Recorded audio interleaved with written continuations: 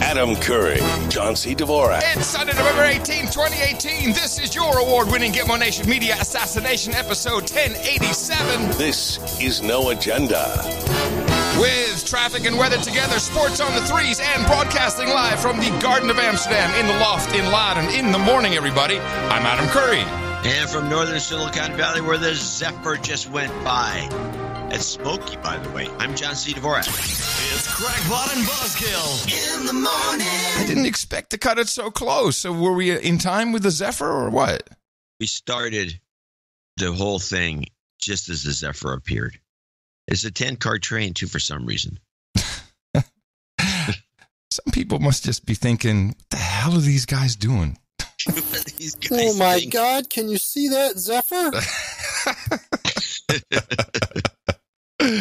Yes, I'm still here in the lowlands, Gitmo Nation lowlands in the Netherlands. And, since your newsletter kind of made a little joke. What do you mean? I like the way you say joke. Joke? Your joke. So there must have been something about it that annoyed you. No, it didn't annoy me. It was about sports. You said Adam will be checking in from Europe. No he'll have weather and news and no sports. I'm like, actually, I don't have one. I have two sports stories for you.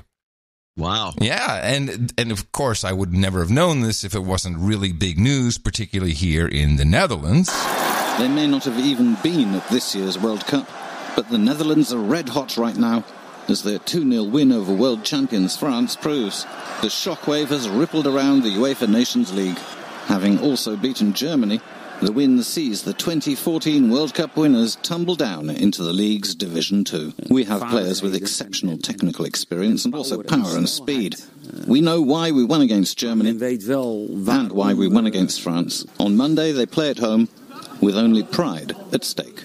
Just a draw would be enough to see Ronald Koeman's team advance to meet other group winners next June. So this is the UEFA Nations League competition. This is a big deal in Europe, and the Netherlands have not only trounced Germany, but they beat the World Cup holder France 2-0.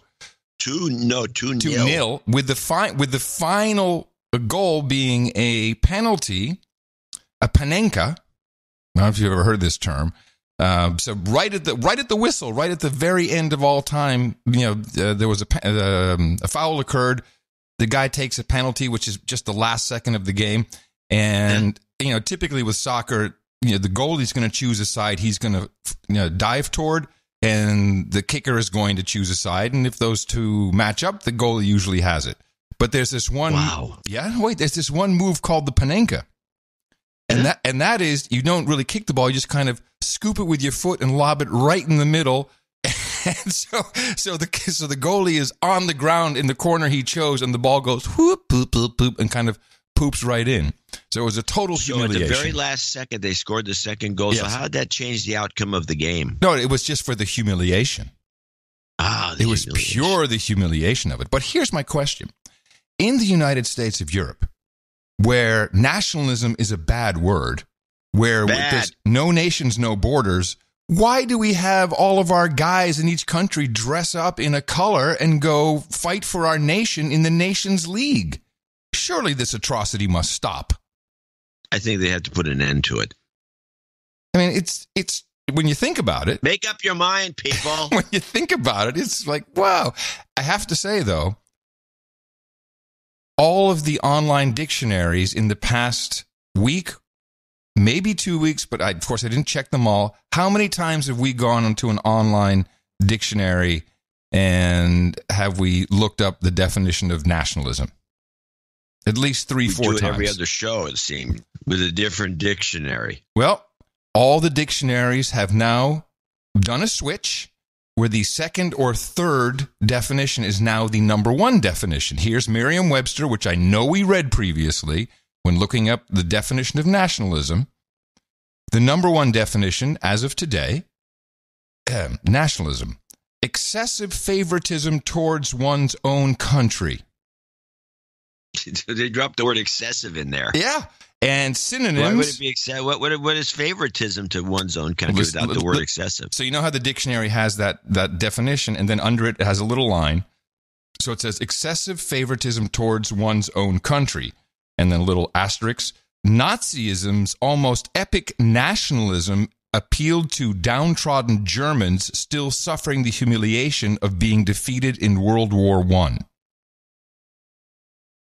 So they're really bringing the Nazi thing right into it, right off the top.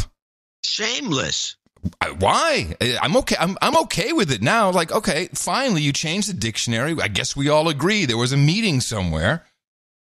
And I'm sure what happened is all the dictionary people were going, damn, man, look at how they're defining nationalism. Not just Trump. Oh, wow, wait a minute. There's Macron. Oh, there's Trudeau. Holy crap, we better change it. And they did. That's pretty much, well, there's activists within the companies. Oh, of course. Because number two is make a lot of noise. You can't take it anymore. And say, okay, what are we going to do? Well, here's the number 2 definition, which used to be number 1. Love and support for one's country. American nationalism is often most visible during 4th of July celebrations. Anyway, as I was looking at all the online dictionaries, I realized the word that we used to use, maybe even just a couple of years back, was jingoism. That, I think, is more accurate. Well, we never really. No, it was a word for a while. I don't know if it was during Obama's administration. Because it did show up, but nobody got it, so they stopped using it. Yeah, but it wasn't us using it. I remember during one, and I don't know if it was the second Obama election or if it was more recent. I just remember. I mean, I did no research on it, but somehow in the back of my mind, I remember jingoism was a word. I remember you explaining what jingoism was. That's a possibility. I did that, but it wasn't words that you or I used. No. Oh, no. Because I have to, the minute I say jingoism, I think of Jenga, and it just doesn't feel right. It's the wrong word for me. Anyway, one more sports story, John, from Gitmo Nation, the Lowlands. We have the huge dart championship. Yes, bonus story. Huge dart championship. The Dutch are very good at darts. Yeah, very good at darts. We've had some. Well, this is a big deal in Europe. You can scoff, but I'm here. I'm reporting on what's important. No, I am good at darts. You're good at darts. Yeah, 180. You get a lot of those.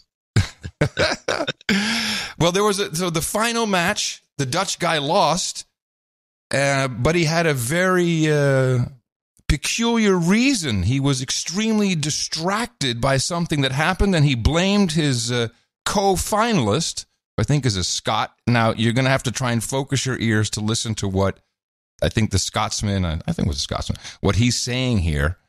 But it's now called, well, there's a name for it. Just spoke to Wesley, and besides that, he said you were a class player, and you let him alive in the first session. He said that it was smelly on the stage. I thought Wesley had farted on stage. Yeah. Did he? No. Well, I think he thinks you did it. You can put your finger up the arse, there'll be no smell there. I thought he had shit, and I went, that's dirty. It was bad. It was bad? It was bad. Yeah. There was a stink. I thought it was him. And he started playing better. I went, must have needed to get some wind out. Yeah. And he thought it was you? Oh, no. Hands up. Swear on my kid's life. So help me God. Nothing crossed. So this is now what's known as Fartgate. Yeah, it sounds like it. As the Dutch guy says, it smelled so bad that he was distracted, and that's why he lost the game. And the other guys say, no, I think he did it. So they're actually blaming each other for the losing. It's Fartgate. No one really knows the truth. Stench. The stench. And that is the top of the news. Wow, you nailed it for sports news. We should get a show. I need a little jingle. From Adam's sports news.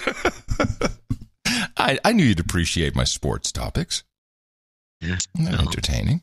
I think you dug him up just because of that content of the newsletter. Well, yes, the newsletter did make me do it. Of course, we have the big Black Pete controversy. The holy man, St. Nicholas, arrived on his steamboat with his Black Pete's yesterday.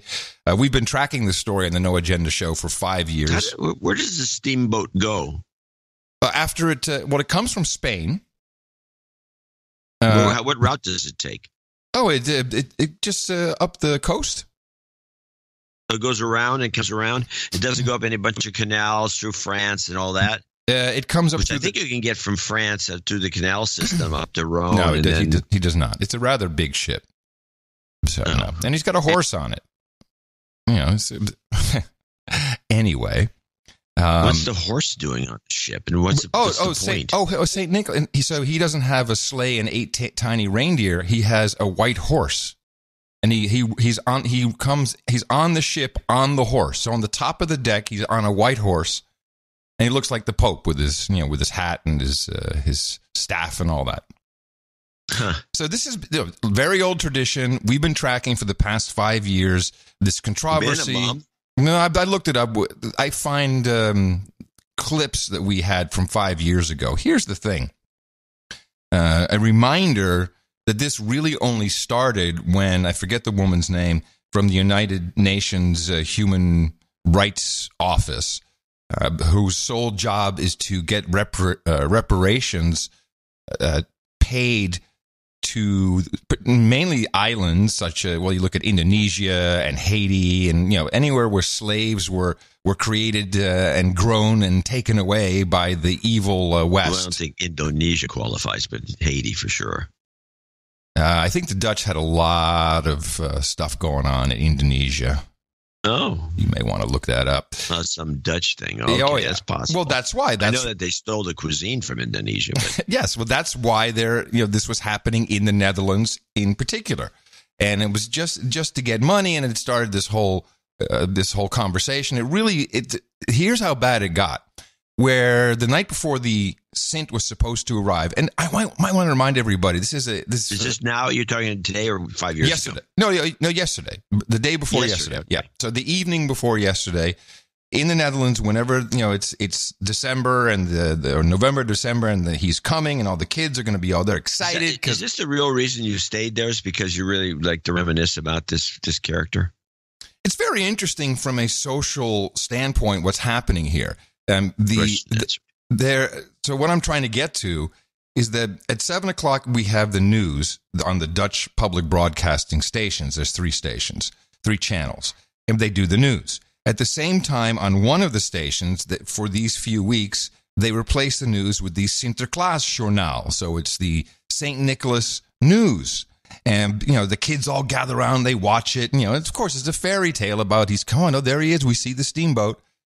For the first time ever, the ratings of the Sinterklaasjournaal, the fake news about a fake guy on coming from Spain, was significantly larger than the people watching the actual news report. And this has become a national discussion where if you don't agree that this is racist, you are, of course, a racist. I mean, it's just like the U.S. It's a different topic, but the racist word is just being thrown around very easily.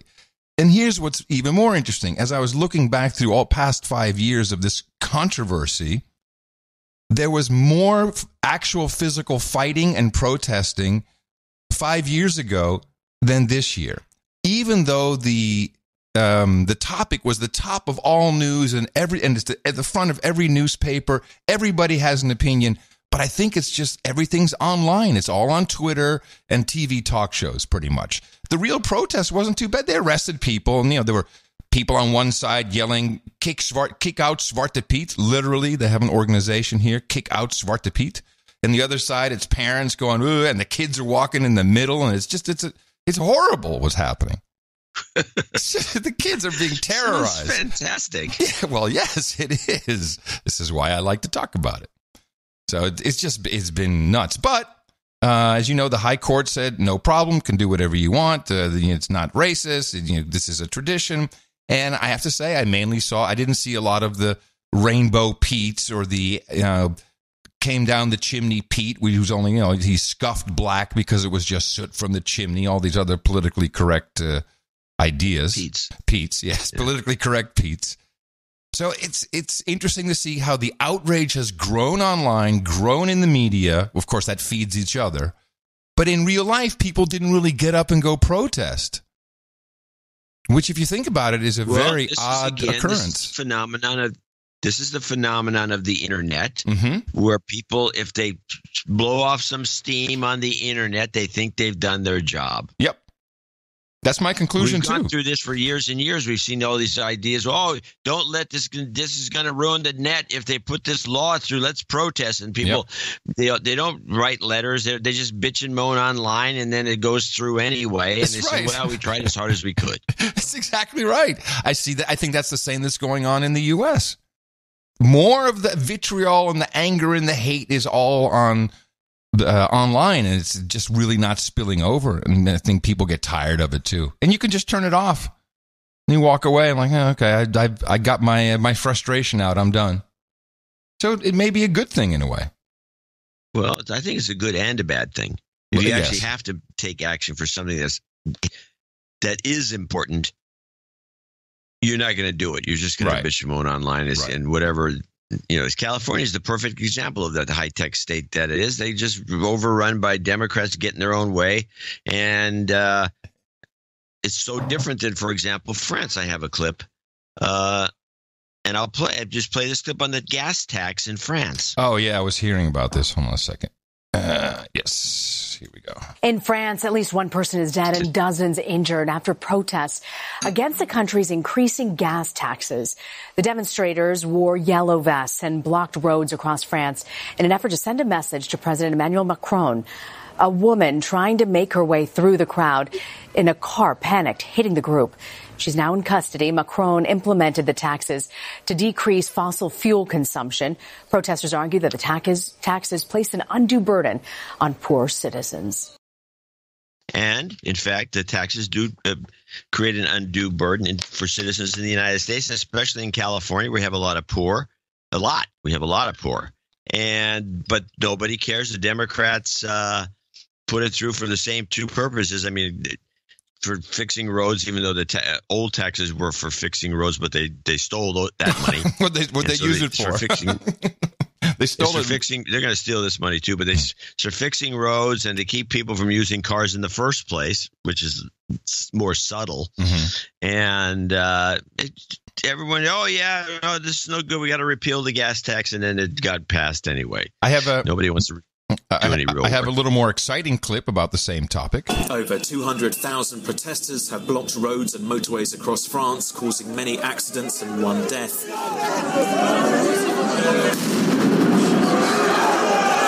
The Interior Ministry said 227 people were injured in clashes with the police and as drivers tried to get around the blockades. The grassroots protest movement, dubbed the Yellow Vests, targeted motorway slip roads, tunnel entrances and airport access roads. 38 people were taken into custody. The protesters were angry at higher fuel taxes and President Emmanuel Macron's economic policies, which they say have made them poorer.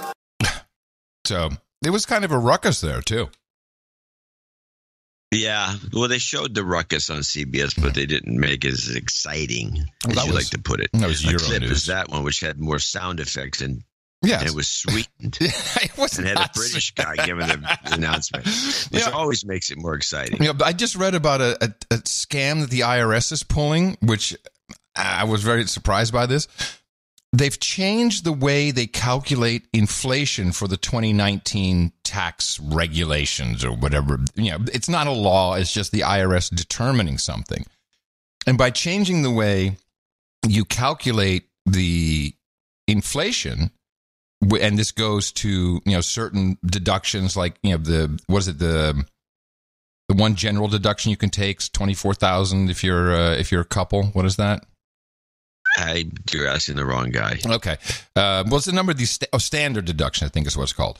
Yeah, standard deduction. The way they've done it is that because it's based upon inflation and how much you made, and I'm not the right guy either. But the conclusion of this article, which I put in the show notes, is that because they changed the way they calculate inflation, you're actually going to wind up paying more tax in about a year and a half. As this magic formula starts to make it all groovy for the IRS.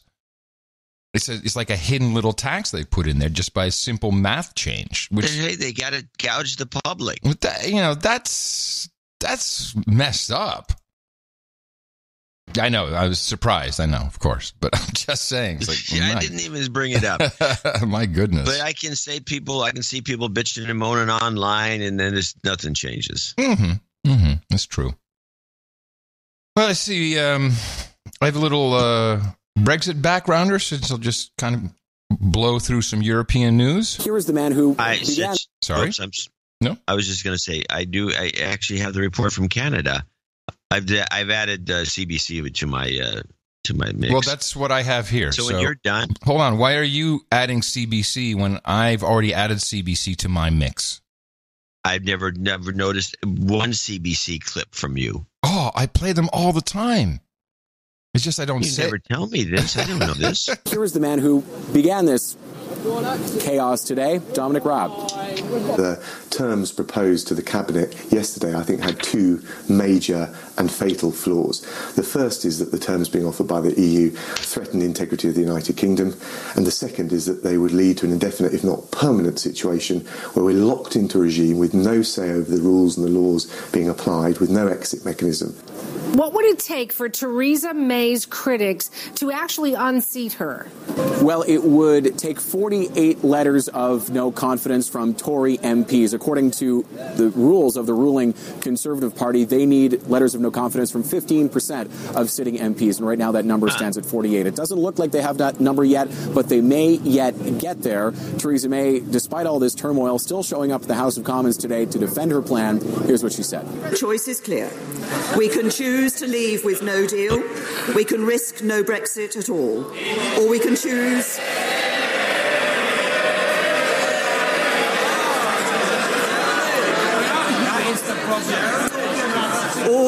Or we can choose to unite and support the best deal that can be negotiated.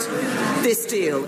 Now, there is an EU summit planned for later this month to discuss this deal with the 27 other EU member states. But with all this turmoil here at home, it's not at all clear whether that'll happen, Suhanna. And I'll just add some local color. Pretty much everything I've been watching on TV news-wise here, so that's the Netherlands, France, Belgium, Germany, the UK, except for the UK.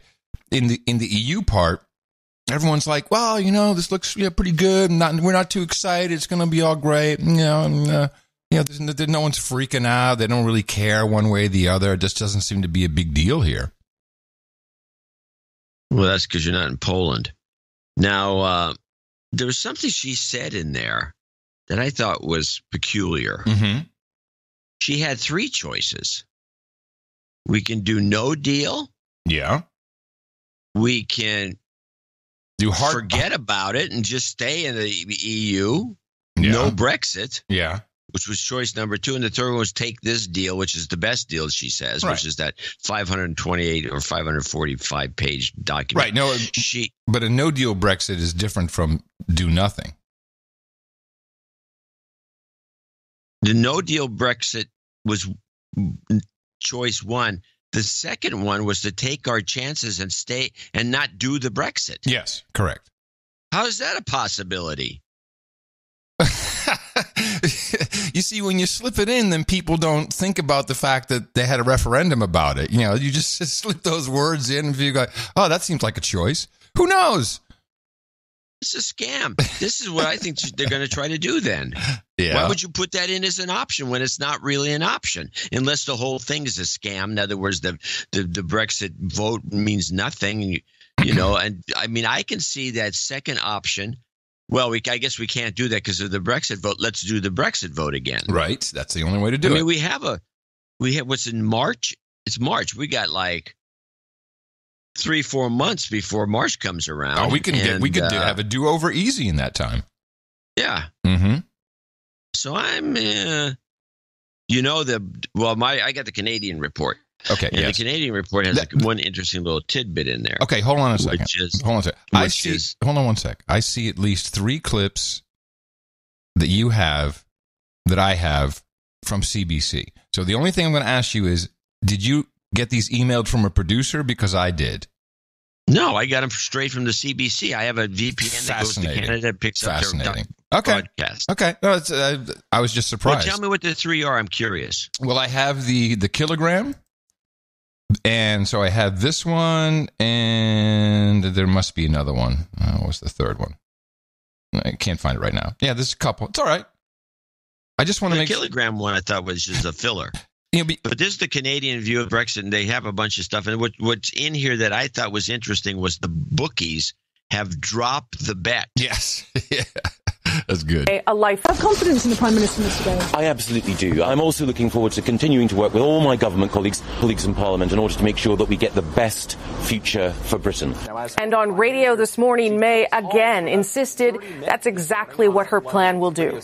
I truly believe this is the best deal for Britain. All right, so how's it all going down with the British public who decided all this in the end? Thomas Degler took to the streets of London with that Brexit plan in hand to ask people what they think. No one said it would be light reading. This is the document that has upended British politics. Theresa May's fully detailed Brexit plan, approved in Cabinet. All 585 pages of it. It sure is causing a fuss in the government, but what about on the street? Have you actually held it and to see how heavy it is? I never did, but this is ridiculous, yeah. How much do you think politicians actually know about what's in here? Yeah, probably very little. How do you feel the Prime Minister is handling this? Oh, well, I don't know. I don't know how anyone could handle it. You could argue about the pros and cons of the detail. I think she has handled herself amazingly. She can ought to expect loyalty from her fellow party members. They're just waiting to stick the knife in. Hoping to briefly escape that Tory infighting, the Prime Minister turned to ordinary Brits on a radio call-in show. Prime Minister Theresa May takes your calls. The first caller demanded she quit. I respectfully ask you to do the right thing in the national interest and stand down to allow someone from the Brexit camp to take the lead. To the Prime Minister. Instead, May pledged this. Well, decisions on things like who could come into this country will be taken by us here in the UK and not by Brussels. And that's exactly what the deal I've negotiated delivers. There's no question she is resilient, facing down internal revolt time after time. The bookmakers had stopped taking bets on May's demise, but now they say the odds are she could survive. News coming out of Westminster seems to suggest that if there was a vote of no confidence, she may well just squeak over the line. Her job and the future of the country go hand in hand. Brexit will shape Britain, and the final deal will define Brexit. You know what I like about these reports is everyone talks about 500 pages and, oh my goodness, but they never talk about what's in it. Not even one little bit, really. Seriously. I mean, there's a... just weigh it. Yeah. I mean, a big binder, just a giant binder. They should pass it around. What they should do is they should say, hey, look, here's the Lisbon Treaty you idiot signed. It was 2,000 pages. Gee, this is... So I have an ISO from that particular, this is, do not know how anyone could handle it. ISO, you want to play that and see if it's a qualifier? Oh, well, I don't know. I don't know how anyone could handle it. Wait until you hear my ISO later on, then we'll make a final decision. Oh, I got another one too, but it'll be a different story. I have a Brexit for Dummies that I got in Dutch, and I can just give you some highlights because it seems to be there's nothing that we've been talking about in this agreement has really changed. You know, they still have the northern the Ireland border issue. Then they finally determined it'll be 21 months that they will remain an EU member. So, you know, that's almost 2 years. They go back to the same fishing thing, which they still have to come up with a deadline before, you know, the who's fishing from whose water. I guess that would be Scotland. Their waters have been given over to the EU. Yeah, so that won't change until the 1st of July 2020. That's when they still have to, it says here they still have to flesh that out. Now, they will, flesh it out. Well, don't worry, but we'll give us something to do. Hey, I'll tell you what, sign the contract, and then we'll work on the details later. Yeah, you ever get one of those bits? Oh, many, yes. I had a guy throw that one at me. Oh, yeah. Hey, I said, I can't sign this contract. I got to get a lawyer. No. I'll tell you what, just sign it, and then we'll work on get the lawyer, and we'll work on it after you sign it. No, I've had contracts where it said that in the contract. We'll work on the details later after you sign this. Sure. Oh, those are great contracts. Always turns out perfect. This just makes zero sense. The 3 million EU citizens who are in the United Kingdom will be able to stay. I guess we talked about the 40 billion euros that they'll have to pay. They still have not. Let me see. They agree to come up with a trade agreement. I mean, really, they have nothing. It's just a lot of agreements to agree to some stuff. And in which he was interesting. Cyprus. What's the thing with Cyprus? That's something. There's something weird about Cyprus and Gibraltar. So that's really the two other. We got to look at it. Gibraltar's a problem. Yeah. Okay. Gibraltar's a problem. That is a problem because it's considered British. Yeah, that will be. So it doesn't really. Again, it's just like we'll agree on stuff. It's a nothing. Can I just quote Van Jones and say it's a nothing burger? No. It's a nothing burger, man. I don't see much in it. Just don't. Hey, let's talk about the campfire for a moment. First, we have to correct ourselves. As you asked me where campfire, the name came from, I said someone started it. I'm the one who said it came from a campfire. Or no, you said it came from a campfire. But that was verified, as far as I'm concerned, by somebody on one of our local news stations that said it came from a campfire. That was the originating. That was the start of the fire, and then it was doubled up by some other element, either arson or the PG&E lines, and they're trying to get away from the PG&E lines because of the liability issue, so they're just faking the news on that. Well, look, a lot of people said that this was called campfire because it started at Camp Creek Road. Yeah, wasn't it called the Camp Creek fire? Yeah, I'm not going to belabor the point. Or the Camp Creek Road fire. I'm not saying we're neither here nor there. I mean, a lot of people were like, "You guys suck." No, it's the litany now. There's no people. Everybody. It's all of a sudden, out of the blue, has become the Camp Creek Road fire. Correct. I'm sorry, Campfire. Yes. Starting on Camp Creek Road, which the way I've been around this state forever, and I know the nomenclature is the way they name things, and they usually would call it Camp Creek Fire, not the Campfire. But okay. Whatever. We got a lot of notes because everybody reads the same news reports, and it says it was started on Camp Creek Road and the corner of Camp Creek and some other place. And fine. So the latest in the blame game, which everyone likes to play, seems to be a story about a woman who received an email from Pacific Gas and Electric a day before the fire started. Here's the report. Under otherwise pitch black skies, zigzagging flames cut a terrifying picture in the Feather River Canyon. The campfire will soon enter its 7th day. We're not pronouncing it right. It's the campfire. It's not campfire, it's the campfire. Streak of destruction that apparently started somewhere near Betsy Cowley's doorstep. Here, I did receive an email from PG&E, and they said that they were coming out here to do work on Wednesday on a power line 3/4 of the mile away, and that they would need to come back and do another on a power line on my property. Cowley hopes to organize a class action lawsuit against PG&E as she grieves for her friends in nearby Concow. Those people lost everything 10 years ago, too, and no one's talking about them. Tonight, PG&E responded to this story, telling NBC Bay Area, quote, based on our initial review, the email correspondence with the customer in question was about future planned work on a different transmission line in the area. That line had previously been de-energized and was not operational when the campfire started.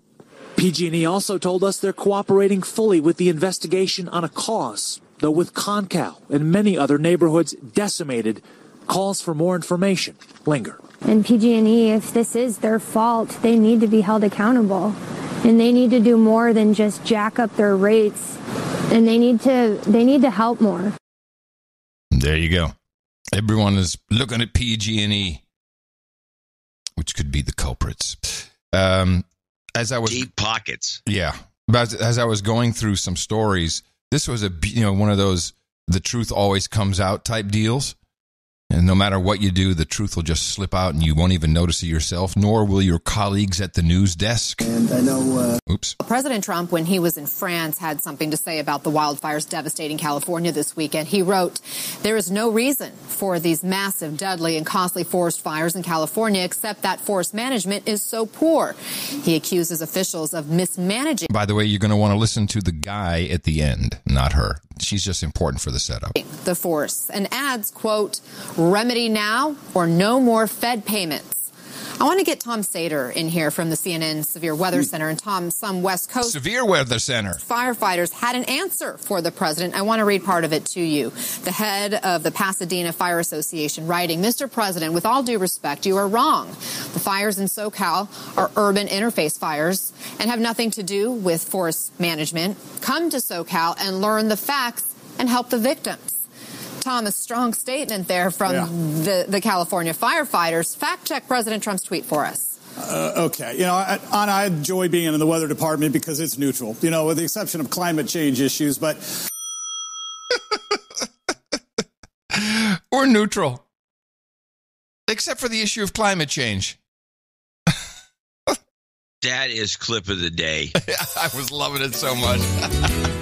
Clip of the day. The reason it's clip of the day is because, and you're right, it would just go, we're neutral except for this, meaning you're not neutral about climate change.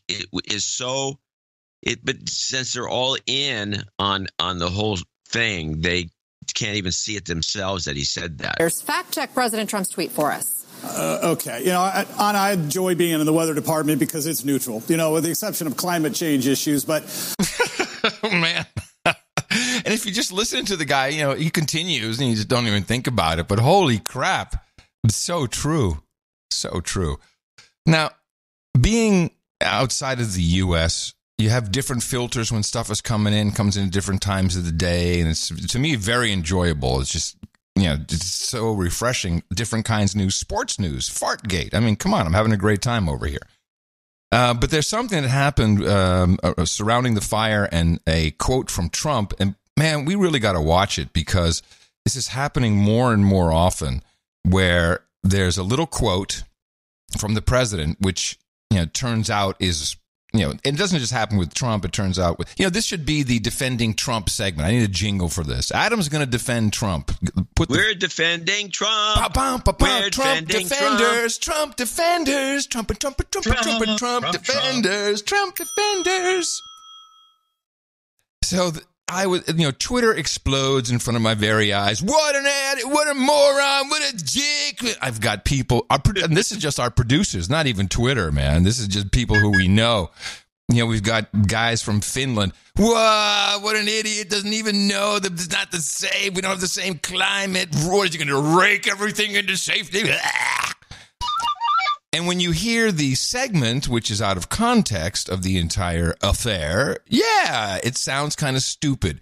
This is actually the longest version I was able to find. Most of them were 37 seconds. This is 43 seconds long, but you'll see quickly why it sounds like the president is a blubbering moron. And I know Gavin's committed. We're all committed. I'm committed to make sure that we get all of this cleaned out and protected.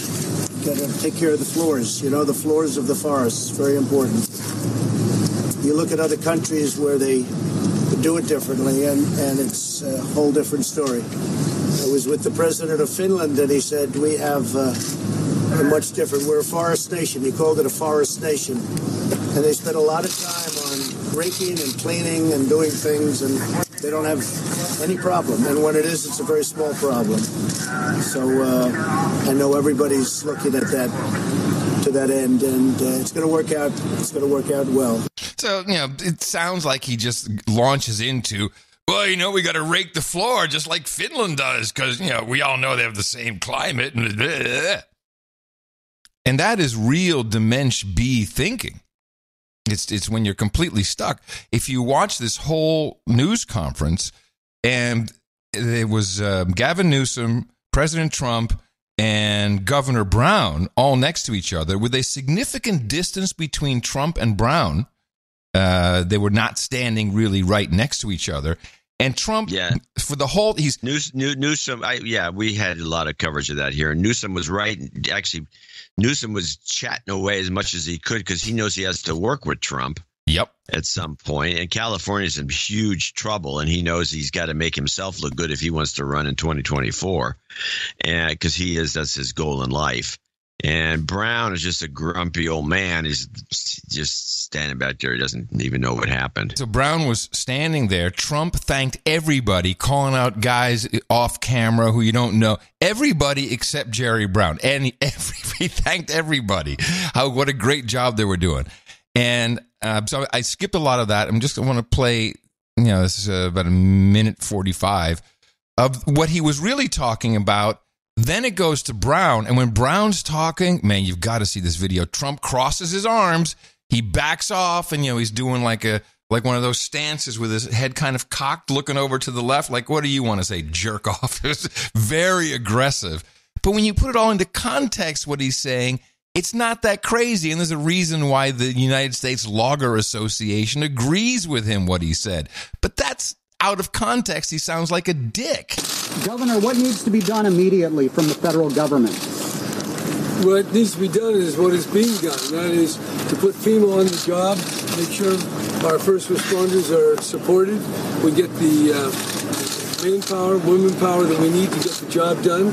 And then we got the... Notice the PC, manpower, woman power. Cleanup, you got the search get the job done for those who lost their lives. It's just a big, massive cleanup after a terrible tragedy. So it's basically people that are right here, local people, state people that are doing the work. Federal government provides some help and a lot of money. He's clearly saying nothing. He's just blabbering. And some expertise, and somehow we'll all pull through it together. Is there any way to prevent this from happening again, Mr. President? So, important question. Is there any way to prevent this from happening again, Mr. President?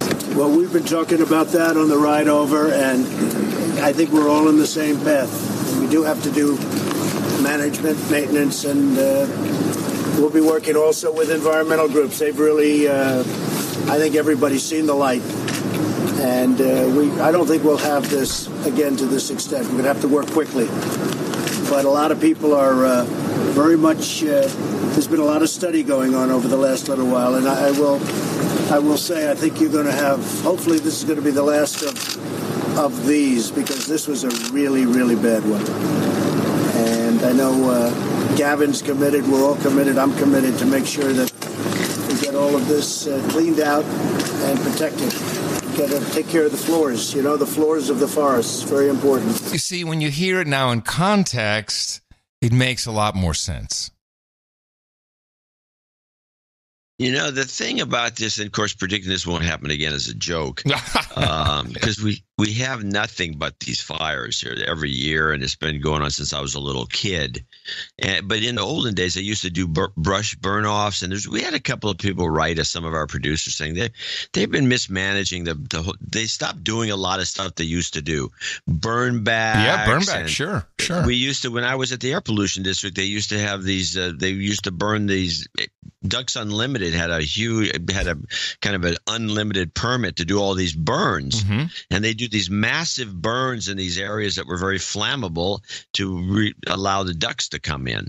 And I haven't seen that for 20 years. Yeah. In fact, half the stuff that used to go on when I was at the air pollution district, it was all done for management purposes, mostly burn-offs and controlled burns all over the California. They don't even do controlled burns anymore. I think it's just an accumulation.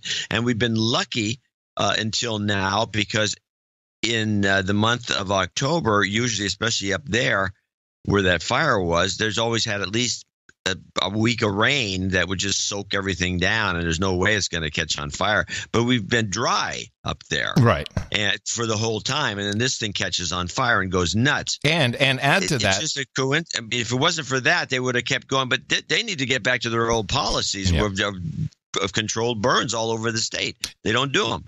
And add to that because they're not really clearing things out and not doing the same amount of logging they used to, that all these trees are competing for the same water, and that just makes it drier.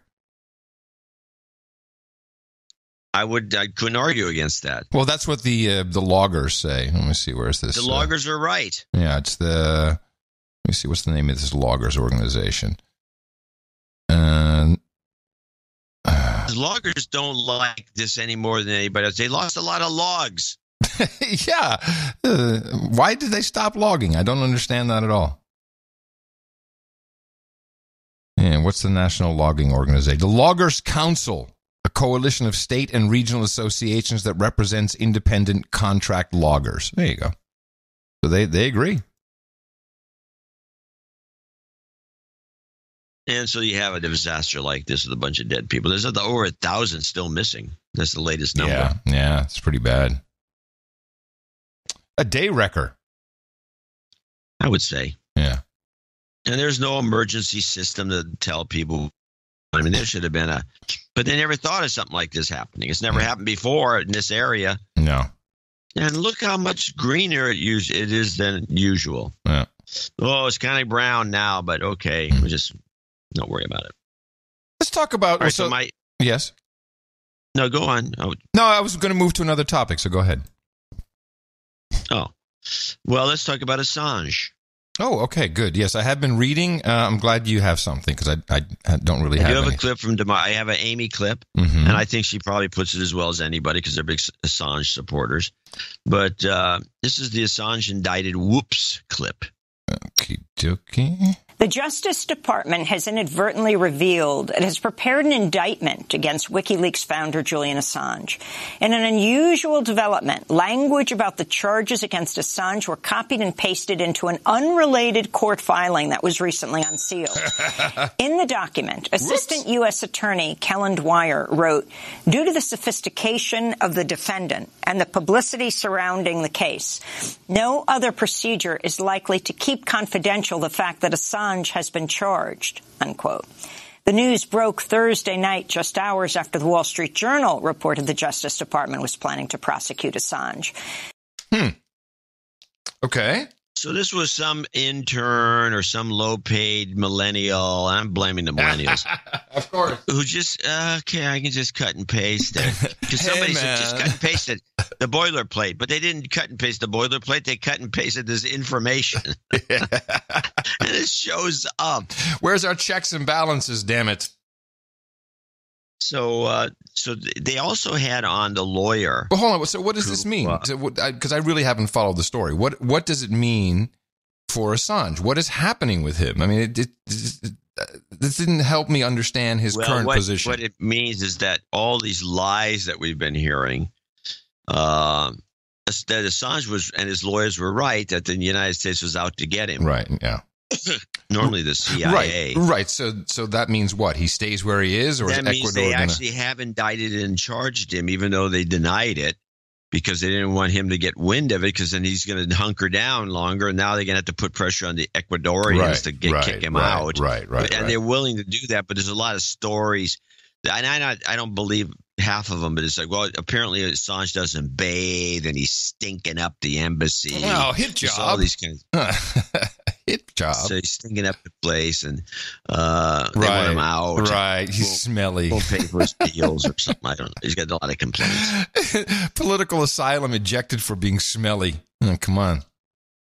So let's play this WikiLeaks Pompeo Jennifer Robinson retort to the clip. Well, Pompeo's statements as the head of the CIA demonstrate the fervour within the CIA, and certainly to be seeking WikiLeaks prosecution. But to say that receiving and publishing information in the public interest is an attack on Western values is frankly wrong, and a dangerous statement to be coming from the head of the CIA and someone who's been very senior in the Trump administration. This cuts at the heart of constitutional protections for free speech. It is protected under the US Constitution to receive and publish information that's in the public interest, even classified information, and that any publisher, including WikiLeaks, could be called a hostile non-state intelligence agency when media organizations around the world all the time, including the New York Times, including the Washington Post, receive classified information and publish it when it's in the public interest. To say that that is an attack on Western values is a very dangerous statement from the head of the CIA that ought to be investigated. Yeah, what about press freedom? I know it makes us think. That actually should have been part 2 of this clip, which is the original Pompeo quote, WikiLeaks Pompeo quotes. Let me go to Secretary of State Mike Pompeo.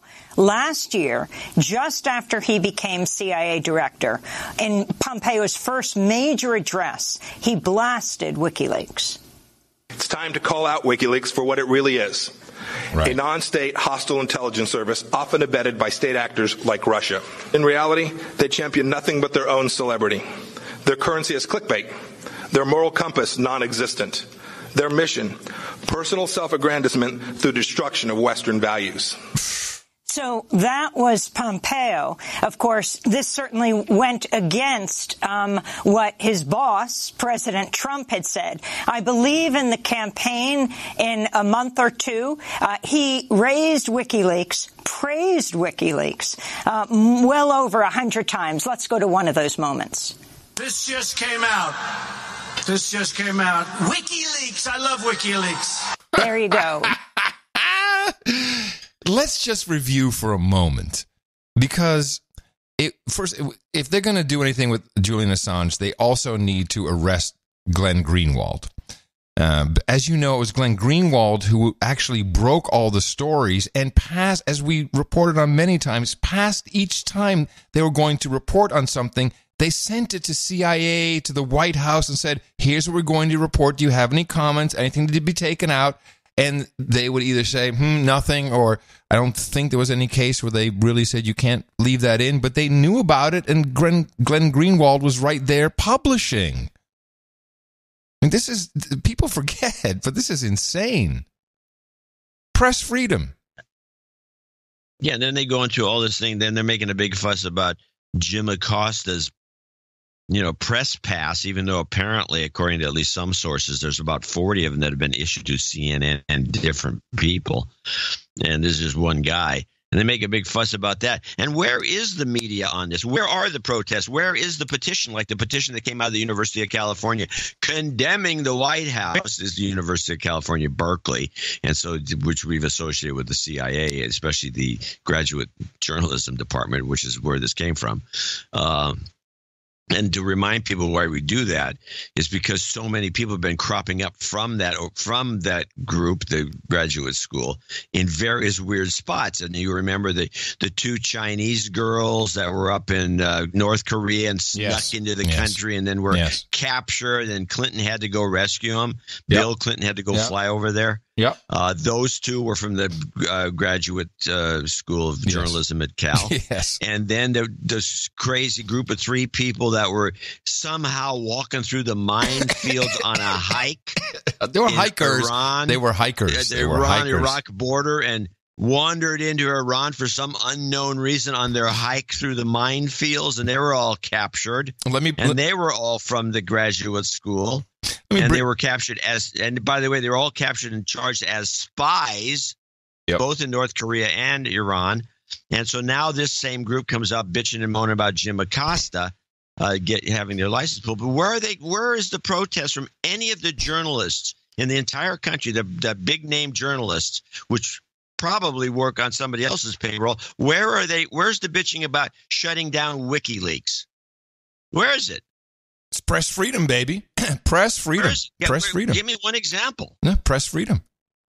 So, it's a great source. I was just looking at it the other day. There's all kinds of cool stuff that we can talk about that's on the WikiLeaks pages. Well, we're in a complete alternative dimension right now when it comes to the mainstream media. M5M is just, they're off. But let's get back to Jim Acosta for a second. Here is this. I mean, if you ask anyone, if you even look at any newspaper articles here, it is, big win for the First Amendment. Trump is unconstitutional. Had no idea. What an idiot. What a moron. Oh, it's your Trump defense segment. The judge did not rule on the First Amendment. The ruling is not saying what Acosta did was right thing or the wrong thing. The judge ruled the president can't revoke his credentials without due process. And that's all because of prior procedures, etc. The judge himself even says here. What was it? Wait, I have to go up higher. It's New York Times. People have to behave. The ruling was significant. I want to emphasize the very limited nature of this ruling, the judge said, saying it was not meant to enshrine journalists' right to access. I have not determined the First Amendment was violated here. So this is very important, but that's not the story. The story is we won. And Jim Acosta, who knows very well this was not a First Amendment case, as he's coming into work at the White House again, here his colleagues are all ready to interview the big king, Jim Acosta. And he is actually spreading fake news at this very moment in this piece where he says, great day for the First Amendment and press freedom. Hi, guys. Welcome back. Thank you very much. Hey, guys. Hey, how you doing, kids? Well, you guys want to ask a question? Hey, I'm important. Want to ask me a question? I could just tell you, I just want to say that I'm very grateful for what happened today, and grateful for my colleagues in the press who stood by us through all of this. Stood by me. This was a test. A test? And a test of the First Amendment. I think we passed the test. We passed the test. And at this point, honestly, guys, this is just any other day here at the White House. I'm a regular Joe. For me, I would like to get back to work, and so should you. So go back to work. Fuckers. And we'll keep on doing our jobs. Journalists need to know that in this country, their First Amendment rights, freedom of the press, are sacred. They're protected in our Constitution. Just again, nothing the judge ruled is about the First Amendment. And throughout all of this, I was confident, and I felt that this would be the result at the end of the day. That our rights would be protected to continue to cover our government and hold our leaders accountable. I mean, I can go on for another minute and a half of him just saying how great this was for the First Amendment, but this guy's a douchebag. This is the definition of fake news. He is standing there as if there was a First Amendment case. It just wasn't. It had nothing to do with the freedom of the press, which he loves to call press freedom. It's despicable. It is. It's pretty funny. It's just... Who points this out besides the No Agenda show? And the thing is, it's right there in writing. I mean, it's black and white. All this is in the New York Times, which is the paper of record. And all you have to do is just read it. It says right there, this has nothing to do with First Amendment. The judge says it has nothing to do with the First Amendment. It's just about process. And by the way, this lawsuit is not over. There will be a judgment about a lot more. There's other issues, so it'll be the touching of the intern and all this other nonsense. But I don't think we're actually seeing a First Amendment case here.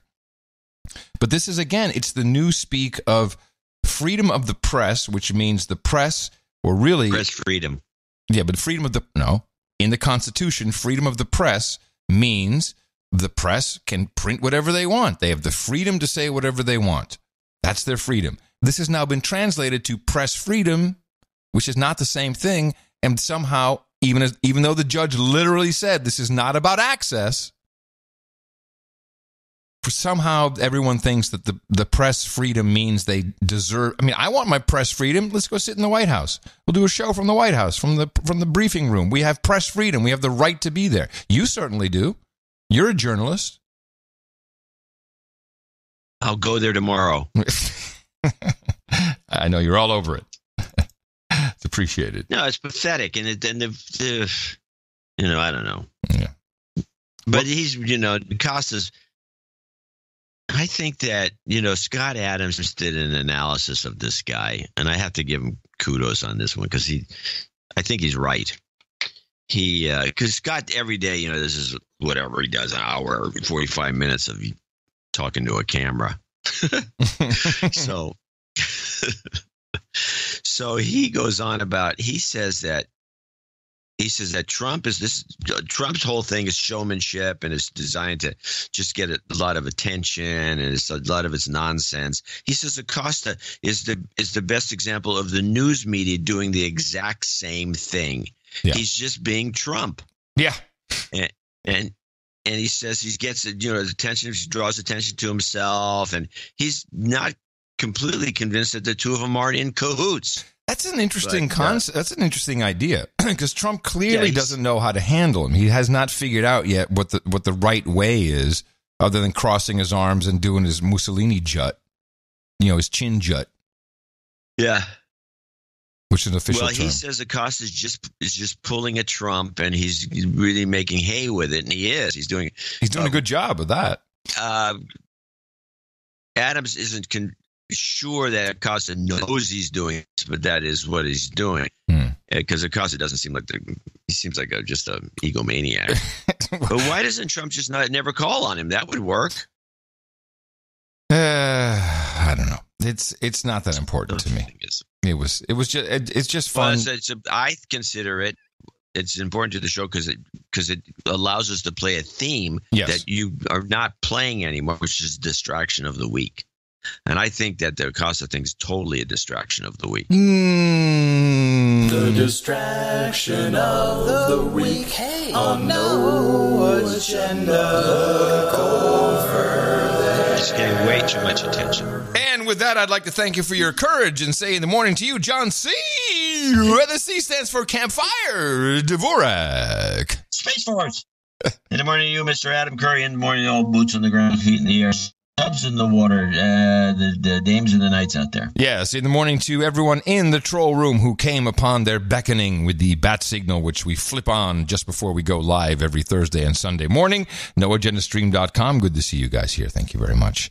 It's always, even especially when I'm thousands of miles away, it's like a warm bath having you guys in the troll room with me. And in the morning to Darren O'Neill. Brought us the artwork for episode 1086. The title of that one was Shark Hole. And although we even got one of our long-term producers yelling at us for having the audacity to choose a cover art that contained President Trump, we just couldn't help ourselves with him with the umbrella hat. What's that thing called? The umbrella hat. The umbrella hat. I don't know what it's called. It's called an umbrella hat. I think there's a name for it. I don't think so. It's we just looked at it and we were both cracking up. Like he had the right expression on his face. We always go for the cheap. Yes. Oh, yes. If you want to do art, the cheap gag that has a little dimensionality to it always works. Yeah, it's a tip from Adam and John. Cheap laughs are always the way to go. Yeah. The cheaper the better. Yes. All right. Well, let's thank a few people for executive producing, and associate executive producing show 1087. Sir Alex at the top of the list, $333. I resent him I resent one of the newsletters out because people didn't open it. Oh, really? I didn't realize. The Armistice Day one. Interesting. And because there's a function in MailChimp where you can say who didn't open this newsletter, send it to them again. Oh. It's a little convoluted to make it work. Interesting. That may be a good way to at least get to purge the list. I won't comment on purging lists. Anyway, resending the newsletter works. He says 7 hours of windshield time today. No agenda kept me sane. Oh, he's driving. Mm-hmm. Adam, your crazy Dutch buddy wanting to change his legal age has it all wrong. You don't want to identify as younger. I want to identify as a 67-year-old. Give me my Social Security benefits now. I'm officially retired. Yes, that came up in the conversation, I believe. Interestingly, because this is not a done conversation in the Netherlands, of course, people think that that's the strongest part of his argument, is saying, well, he's actually trying to not take the benefits from the community. That's kind of a good idea. Because he's 69, so he's already eligible. Yeah. So not collecting. It's kind of the opposite. That's just a point of interest. Interesting. No jingles, no karma. Thomas Leary, $222 and 22 cents from Oslo. Adam and John, first of all, I'm feeling guilty for the absence of further contributions to No Agenda's coffers. For this, I apologize, and as such, request a de-douching. Yes. Let me bring up the douche bucket. Here we are. You've been de-douched. In In order to put things right, I'm donating 222.22 to support the show. The following is not a criticism, but an observation regarding the show's length. Almost exclusively, I listen to the show in segments while commuting to my job, as I am sure many of your listeners do. However, when you put out 3-hour shows, I'm often unable to take in the show's full content before the next show is released. Its topicality, after all, is what sets the shows apart from others. May I either suggest... Oh, here we go. I'm sorry, I can't help but laugh. May I suggest either a 2-hour cutoff or 3 shorter shows per week? I have another option. How about you get a different job with a longer commute? Longer commute. You can listen to the show at home while doing the dishes. You can listen while making love. I mean, there's all kinds of things you can do while you're listening to our show. I suggest that last idea. Yes. May I suggest either 2 or 3 hours? It's not going to happen. With the show, let me finish this note. Thank you for keeping me sane keep me ahead of the game. Kind regards, Thomas Leary, a millennial Norwegian hybrid, British hybrid in Oslo. It's no jingles, no nothing. Boy, now, thank you. I'm let Adam try to explain this, and I'll explain it myself as I look up N. Conklin's email. Why is the show as long as it is, Adam? Why is the show... You produced the show, so why is it as long as it is? How did it get to this length? Oh, how did it get to this length? Well, the show in general... okay. The internet made it. The internet made it so for a number of reasons. When we started the show 11 years ago, the internet was much, much slower. We did not have social networks. The news flow was just not so vast as what is available now. We didn't have such incredibly divided, divisive conversations going on. Okay, can I take it? No. And then as we grew with the bandwidth available, which is not just data but information, we went to a second donation segment. And that, I think, is what made the show inherently longer, is by sticking to the second donation segment, which we needed because we were also receiving more support. Here's what happened. We started off the show as 45 minutes or 30 minutes, and then we did another one. We talked a little longer. We said it was an evolution. It didn't have much to do with the bandwidth or the donations. The donation segment was part of cutting back the time, not extending it, because the time was getting too long. We finally got to it became 2 hours, and we figured, this is about right. We can do 2 hours, and then we at some point about a year and a half in, we added a second show, thinking that we could maybe even add a third show. And then we got to 2 hours of show, and then it went to – you can just look at the list of the archives, and you can see it just creeps up. Mm-hmm. It crept up longer and longer and longer.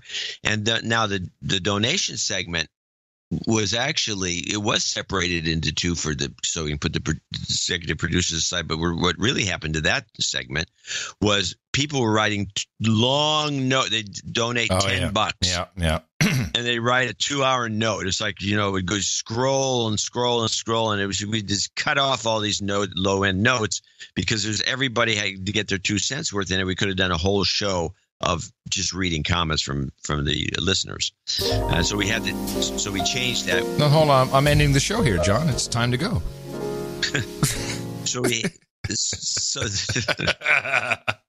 Come on. Dick. Anyway, so the thing finally, then we had to actually, the two of us after the show, we started going on and on about it. We got to cut the show down, and we tried to make it 2 hours and 45 minutes period, and we still drift into 3 hours often. If we were given, we noticed because we did a 7-hour show once. Yes, I remember. And we did it at 7.5 to be exact. And we did it without a problem. No problem. Lost our voices. Yeah. We could do an 8-hour show twice a week. We ain't no pussies. I'm just doing a diamond and pearl with you. Go ahead. Exactly. We could do longer. Longer. Stop growing the show's length because it's annoying to people like yourself and everybody else. Annoying. But I think it's annoying when it gets to 24 hours. I'm just doing the diamond and silk. Diamond and silk. Yeah. You got to be you got to have more twang to it. Okay, I'll try. But so we've decided 2:45 is our length. 2:45. And we go usually to 3. That's right. No 3s. 2:45. But it's mostly 3. That's right. Basically, we're just falling down by 2 hours and 45 minutes. We're just tired. And I think we're also done talking to each other, honestly. Yeah. Yeah, right on. Hey, do you have N. Conklin's note? Yes, I do. Okay. That's right. Let's go back to our spreadsheet and finish this segment off. It's actually M. Mason Conklin. I have no idea why it went through PayPal as N. $214.33, and he writes, former associate producer and ex-executive producer, giving value where value is due. Forgive me, Podfathers. It has been. I'm getting that. Whoa, you got a little upgrade there. I've been upgraded. It's been over a year since my last donation. I don't always get the news, but when I do, I get it from No Agenda. Life is so much better without the talking heads spewing from the boob tube or the car speakers. I'd much rather have your take on transmitted directly to my ears via Bluetooth. Listening to the history of podcasting took me back to my dissertation writing days. The topic of the dissertation was musical performance anxiety in virtual performances. That's interesting. Yeah. I hypothesized that performances that were recorded in private for a podcast audience would produce elevated levels of performance anxiety. If so, that would allow exposure therapy through podcasted performance to lead to extinction for anxiety in the public performance situation. Short answer, nope. I still got my PhD, though. No doubt. It's a very interesting theory. Because anybody just sits there and tries to do one of those, especially a video podcast, just to nobody, it's like, how do you do that? What do you mean? Scott Adams does he starts off his thing, do-do-do-do-do. He sings his little song. Yes, and he does the simultaneous sip. Then he has a simultaneous sip. Which I love, by the way. This smart idea. That's your hypnosis right there. Yeah, it's his hypnotic trick to get everyone in the groove. Yep. And then he just starts greeting before the sip. He starts greeting people as they come in, and he names their names. And it's very much. We've been doing that for quite a while with our live stream. We've got our Hitler music to get everyone in the mood. Yeah. Well, Horowitz insists on doing that too. Yeah, it's important. Anyway, I'll continue. That needs some further discussion. Yes, I agree. Asking for interview karma as I hope to make the jump from professor to administrative position. If I get the gig, my next donation will take me to knighthood. If I don't get the gig, my next donation will take me to knighthood, so no pressure. Also requesting a 501c3 karma as I start the process on a side hustle. Everyone knows the big money is in nonprofits. You got to get some messed up kid to do your marketing. Finally a douchebag call out. He needs a douchebag call out followed by a resist we. I don't know where the douchebag call out's for. Followed by resist we much for all the late voters in Florida. Oh yeah, you hear that, douchebags? Okay. Not donating to No Agenda is just as bad as voting after the polls close. He's in Holly Springs, Georgia. So he needs douchebag resist we much. Yes, I'm trying to find the. Oh, here it is. Here's resist we much. And does he want a karma with that? I mean, we might as well just throw in a karma, right? Okay. Douchebag resist we much. We must and we will much about that be committed. You've got karma. There you go. Thank you very much. Good note. Yeah. I think it's Ellie. Zanoon, Z-A-N. Ellie Zanoon. Yeah, I think so. N-O-U-N. Z-A-N-O-U-N. And Philly. $200.33. Dear John and Adam, thank you for being who you are and for keeping the show going for so long. You have become an integral part of my life, and I have funny dreams about you at times. Ooh. No agenda subconscious and no agenda thinking is now omnipresent within. Damn. I had donated. No. That's not the right sound effect. No agenda is now omnipresent within. I donated on November 7th, $333. That made me a knight, but it went unnoticed. Uh-oh. I emailed John, but I got no response, so I'm donating again. Well done. Surprise. Please knight or black knight me as Sir Hummus from the Middle East. I'm Lebanese, and hummus as a word also means chickpeas in Lebanon. Middle Easterners should make hummus and love, not war.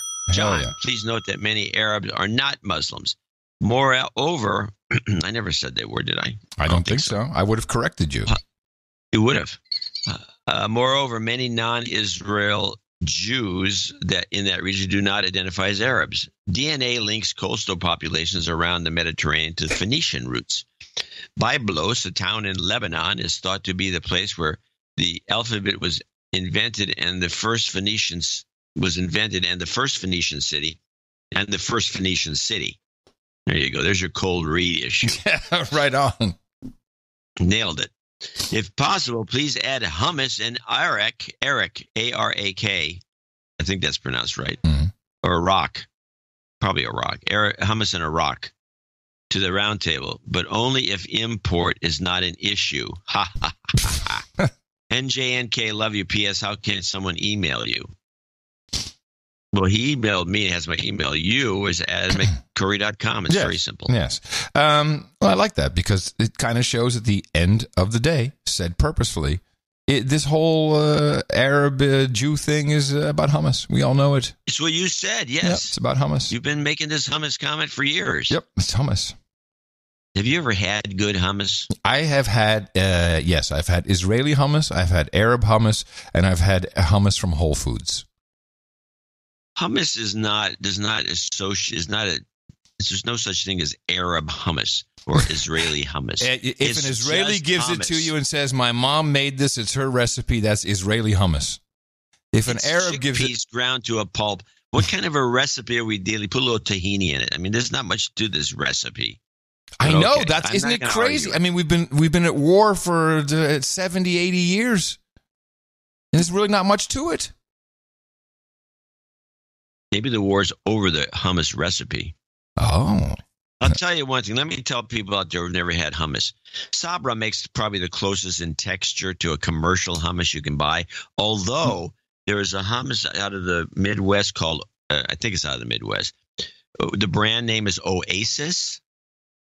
I think Oasis hummus comes the closest I've ever had in this country to a genuine handmade hummus in the Middle East. Not to mention that little shop in Los Angeles, which I still have to get the name of. So but Oasis. Sabra is the Israeli hummus. Sabra's problem is simple. They don't use olive oil. Oh, big mistake. The problem with using olive oil in a lot of commercial operations is that you can't get a bland enough olive oil. It kind of ruins the hummus. It especially can make it bitter if you have high acidity. I think we need a hummus off, and we have our official Israeli Jews. We've got Brian of London, Sir Jono. We've got a dude named Muhammad on the Arab hummus side. I think that we both need to receive samples, and we need to have a taste off, a hummus off here on the No Agenda Show, which could possibly create peace in the Middle East. Send the samples to Adam. Yeah. Well, you don't want to eat stuff people send to you through the mail? I want people to try the Oasis and the Sabra side by side and tell me what you think. Those are there's other ones. There's all these other hippie hummuses. That's what you left out. Hummus. There's hippie Arab hummus and Israeli hummus, and hippie hummus. Show title, Hippie Hummus. Are you kidding me? Hippie hummus. So there's all these little dipshit organic operations, many on the West Coast, and they make the worst hummus. It's got lumps and chunks, and it's got little hard bits in it. It's unbelievable. You know, at Whole Foods, organic. It's Whole Foods. They have hummus. They have all these different categories. There's red pepper on top hummus. There's hummus with lemon juice, hummus with lime. There's all kinds of westernized. Just trying to profit over the backs of people at war. It's disgusting. Jeff Bezos, I'm looking at you with your big eye. You hummus hater. Sir Dave, Baron of Kansas City, let's continue. $200.02.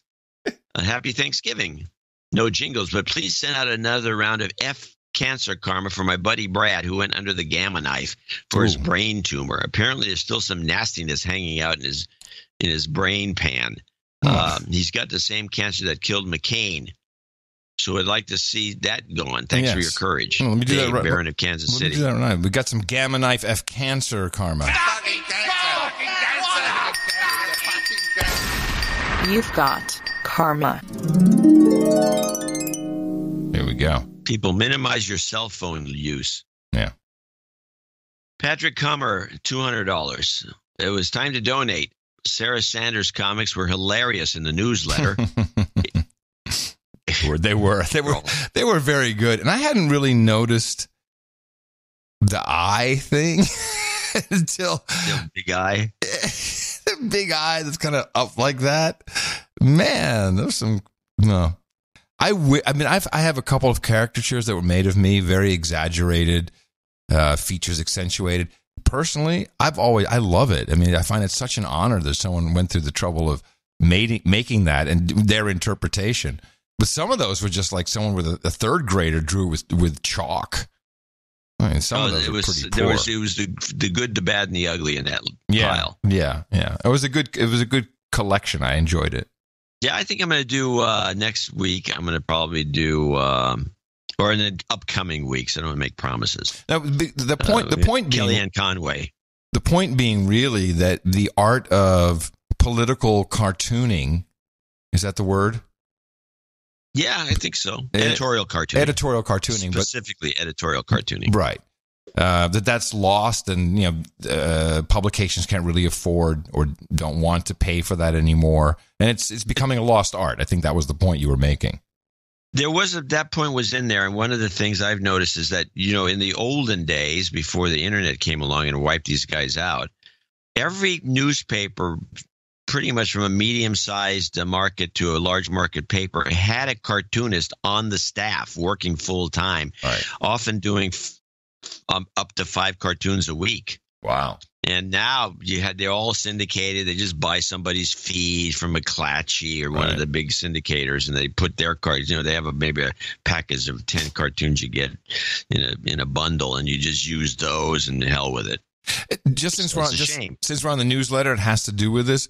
What was that about Craig Newmark? He was becoming the chairman of something ridiculous. What was that?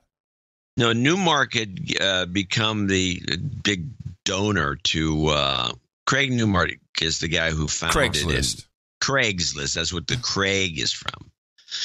And he pretty much killed the newspaper industry. Yeah. Yeah, because they had developed this very elaborate methodology of making money on classifieds. Even the small town papers were making money on classifieds, and Craig blew it out of the water. Decimated, which is misused, by the way, by the media constantly. Yes, because that would only mean 10% was gone, but yes.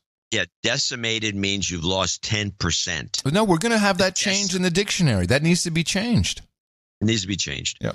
So Craig ruined the business, and then he became a benefactor to New York City College of New York's journalism school, or City University of New York's journalism department. So they named the department after him. That's funny. The Craig Newmark graduate journalism department. It's like, what? Although I think you made a mistake. You said that's like making, what was it, the Heinrich Himmler's public relations chair. I think what you meant was Hermann Goering. Or Goebbels. I meant Himmler for the reason that the name itself is associated with Goering would be the obvious one to use if you wanted to just public relations. But that actually makes more sense because Goering, Goebbels.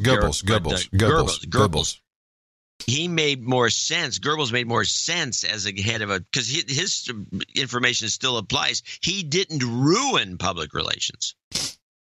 Right. The way ruined. Right. No, he actually created public relations. Well, he took Bernays' material and upped the ante. By the way, there's no R in Goebbels, just because I love you. No. I'm not being critical. I'm just helping you because I want us to be better than the rest. I'd like to get a really accurate pronunciation of Goebbels. Goebbels. Yeah, I'd like to get a real accurate pronunciation. That's the accurate pronunciation, Goebbels. Goebbels. Yes. Yeah, see, nobody knows what you're talking about when you say it, unfortunately, in the United States. Actually, it's Goebbels. There may be an official pronunciation in the AP book or the. It's Goebbels. I'm from Holland, man. It's I know Goebbels. You're pronouncing it right, but you can't. There's also other words that no one's going to pronounce in the Dutch and German fashion, such as Munich, München. Yeah, nobody. You said München. On a TV broadcast, they're going to go, what? How about this one? Deutschland. Hello, Deutschland. Here's the Hof. We do say Deutschland on this show. For years. Yeah. Because it's Deutschland. It's just Deutschland. It's, hello. I don't think it's a hard word to deal with. It's not like, Okay, we're almost through this. You can do it. Yeah, the last guy. This show, 1087, our associate executive producer. We had a lot of them. Didn't only have one as executive. Yes. David Nixon. And David Nixon writes, at $200, can you do another CAD equals US dollars promotion soon? I would love an RNC bunghole remix and popping bottles in the club at the end of the show. I don't remember what that was. The RNC bunghole. This is something that we possess? Let me see. Apparently. Oh, let me see. And popping bottles at the club. Popping bottles. Oh, I think I have it. Let me mention something about what he's talking about, the Canadian dollars to US dollars promotion. Yeah. Okay. That's still in effect. It never went away.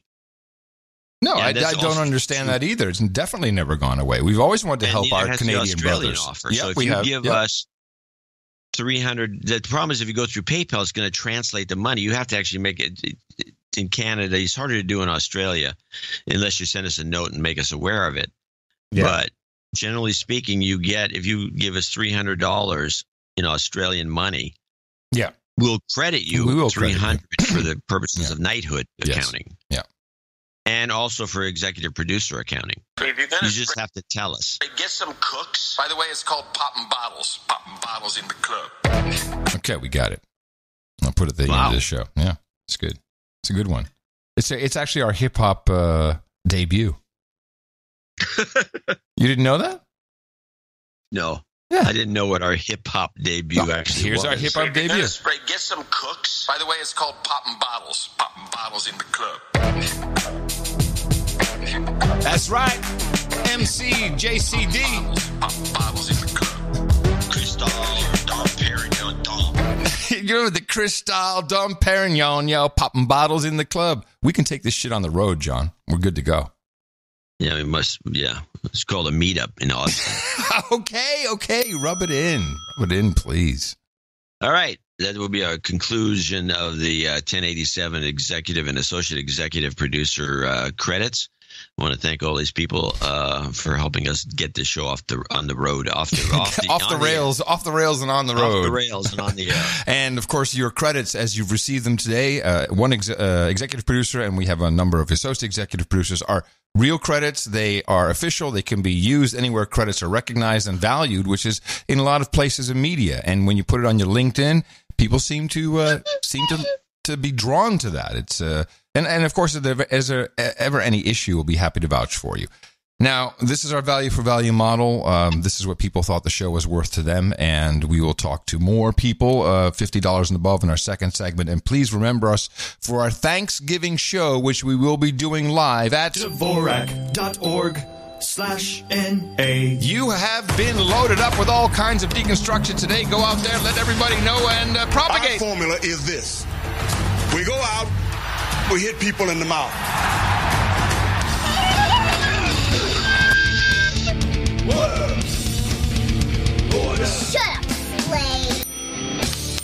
Shut up, slave. I got an interesting note. We were actually laughing quite loudly about a clip we played on the last show about charcoal, and we couldn't. This is what the title of the show was actually named Shark Hole, because we couldn't figure out if this woman was talking about illegal smuggling of charcoal in the Congo.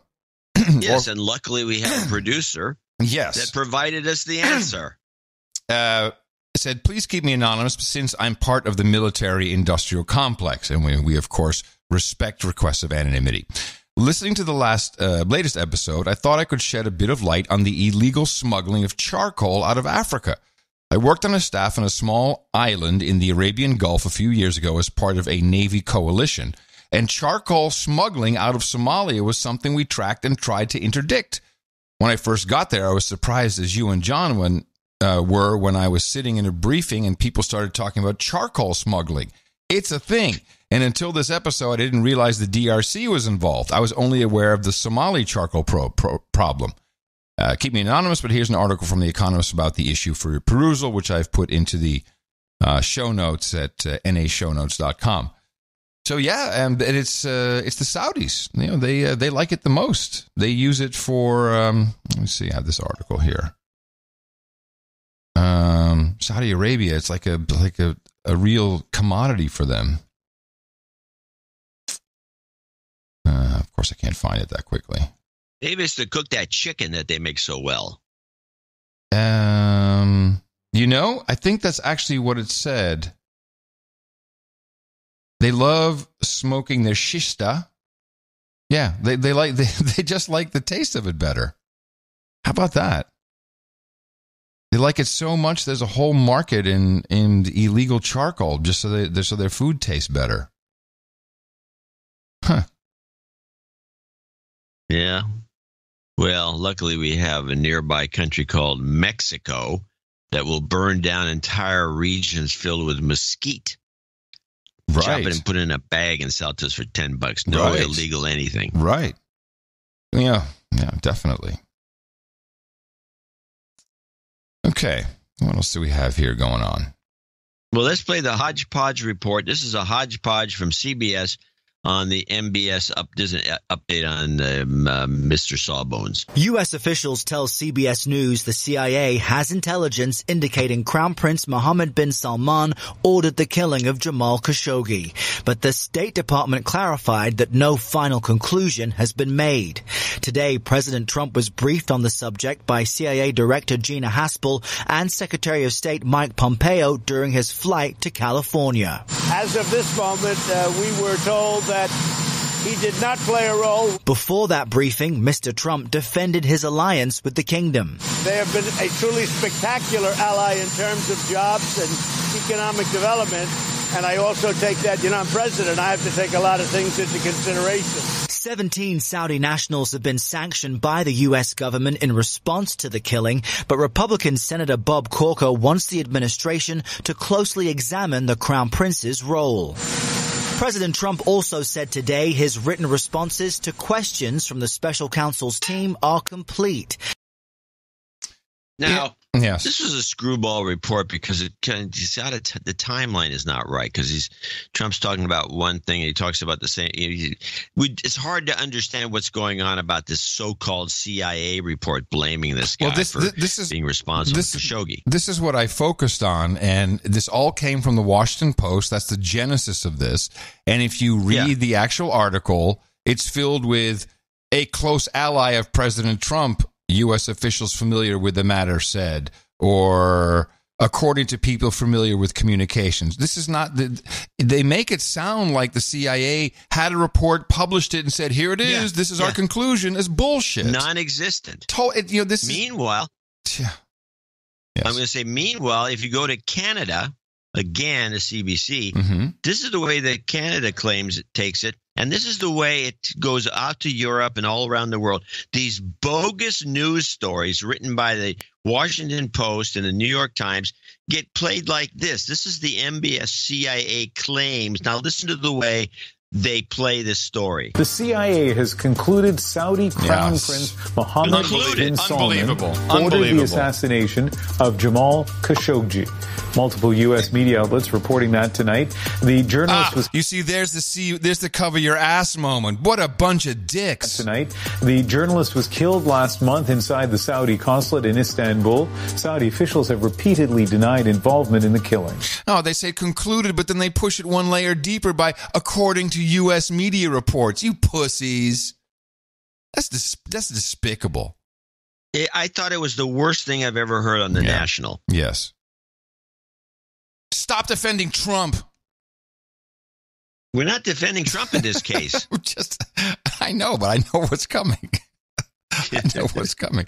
Yeah, and then John Brennan goes out. Listen to this douche on the Today Show. Well, I think Donald Trump and the White House are trying to protect the relationship that we, the United States, has with Saudi Arabia, but also their personal relationship with MBS. I would hope that Trump and others are getting daily, if not more regular, intelligence briefings from CIA and others about what it is that we know. And I think this is the challenge for the Trump administration, because I'm certain that CIA has a lot of information about this, and this is why I think Mohammed bin Salman is trying to figure out what's the story he can provide that's going to stand up to scrutiny in light of U.S. intelligence and Turkish intelligence. You know more about Saudi Arabia than almost anyone. Is there any doubt in your mind that Saudi operatives carried this out?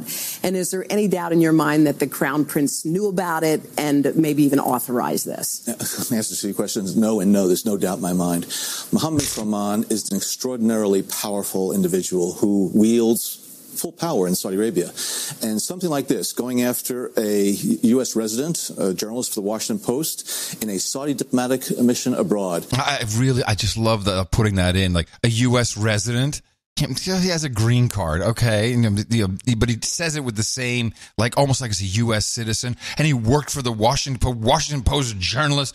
They published a couple columns, please. Would require his personal authorization, in my estimation, because this is something that individuals would not carry out on their own volition. Well, if that's the case, then why did it seem to be so bungled? Why was it such a mess, this whole thing? That's a great question. That's not a great question. It just is I don't know what they were thinking. Were they just going to go in there and interrogate him and bring him back and this went wrong? I don't know. But the size of the delegation that went there and some of the individuals involved, and it looks as though these are members of the Saudi Royal Guard who come directly under Mohammed bin Salman. So this is something that maybe Mohammed bin Salman thought he could get away with because of the very close relationship that he has with the White House. He just very badly miscalculated the impact of this. It's really beautiful to watch this unfold based just on a story. I mean, Washington Post just wrote a story. They have not a single source that they name. I'm not saying the journalists didn't talk to sources. From other clips that we've played, which we can't dig up that easily, it's the CIA people are not allowed to talk to the press. No. No. They're given lie detector tests to make sure they don't talk to the press.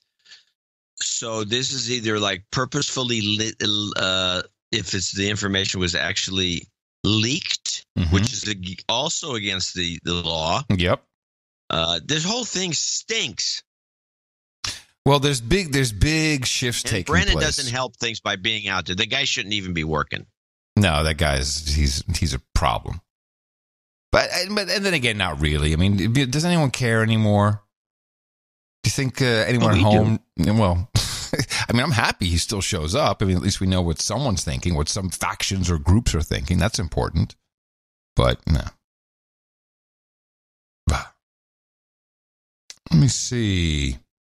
I got a clip here. Play this. Melania getting others fired is a good clip. Yeah, I've been following this to a certain degree. I kind of liked it. Also, in a rare move, the First Lady is calling for another top staffer to be fired. Here's Chip another Reed. one. At a ceremony celebrating the Hindu Festival of Lights today, President Trump had no comment on reports that he plans to remove Christian Nielsen as Secretary of Homeland Security. Knowledgeable sources tell CBS News Nielsen will be leaving, but say the timing is uncertain. Just last month, President Trump praised her response to devastating hurricanes. Secretary Nielsen, you work so hard. Have you gone to sleep in the last 2 weeks? I don't think so. And she has been a vocal advocate for the president's policies, including immigration. Apprehension without detention and removal is not border security. But sources say she could fall victim to the president's frustration that his immigration agenda has stalled. There's no great secret. A lot of administrations make changes after midterms. If she is forced out, that could lead to yet another clash between the president and Chief of Staff John Kelly, who is Nielsen's strongest supporter in the White House. Sources say her firing could result in Kelly's departure. The former 4-star Marine Corps general has been frustrated that he couldn't bring more order to the chaotic West Wing. If Kelly were to leave, sources say the president has been advised to bring in someone with more political experience in preparation for the 2020 re-election campaign, like Nick Ayers, Chief of Staff to Vice President Mike Pence. So what do you think happened there with Christian Nielsen? That was an odd one. This has yet to be explained. Yeah, I know, but what do you think happened? Well, she got irked with that other woman because of some trip she took with her to, I forgot where it was, but it was a long overseas trip, and apparently this woman was just a horrible person. Mm-hmm. First lady couldn't sit where she wanted to, and there was this lot of, I don't know what was going on. But you can look at her; she doesn't look like very friendly. I think that, I don't know. It had to be something personal. But Christian Nielsen, she has nothing to do with her. Have they even ever spoken to each other? Maybe the story's bogus. There's no confirmation of it. Well, yeah, that's true. That's true. Just another one. Maybe someone wants her out. I don't know. It's just, I don't understand. They do want Kelly out. Well, who's they? Everybody. No, why? No. Scaramouche told me. Yeah, but that's not going to happen. Kelly, he'll be out within 6 months. Kelly is the keeper. No, he's got to take it all the way up to the next. They got to get another military guy in. We know how this show works. We know who's running it. Military has to be overseeing the operation. He's not going until someone else of military stature enters. I would agree with that because that's our basic theory on this show. Right.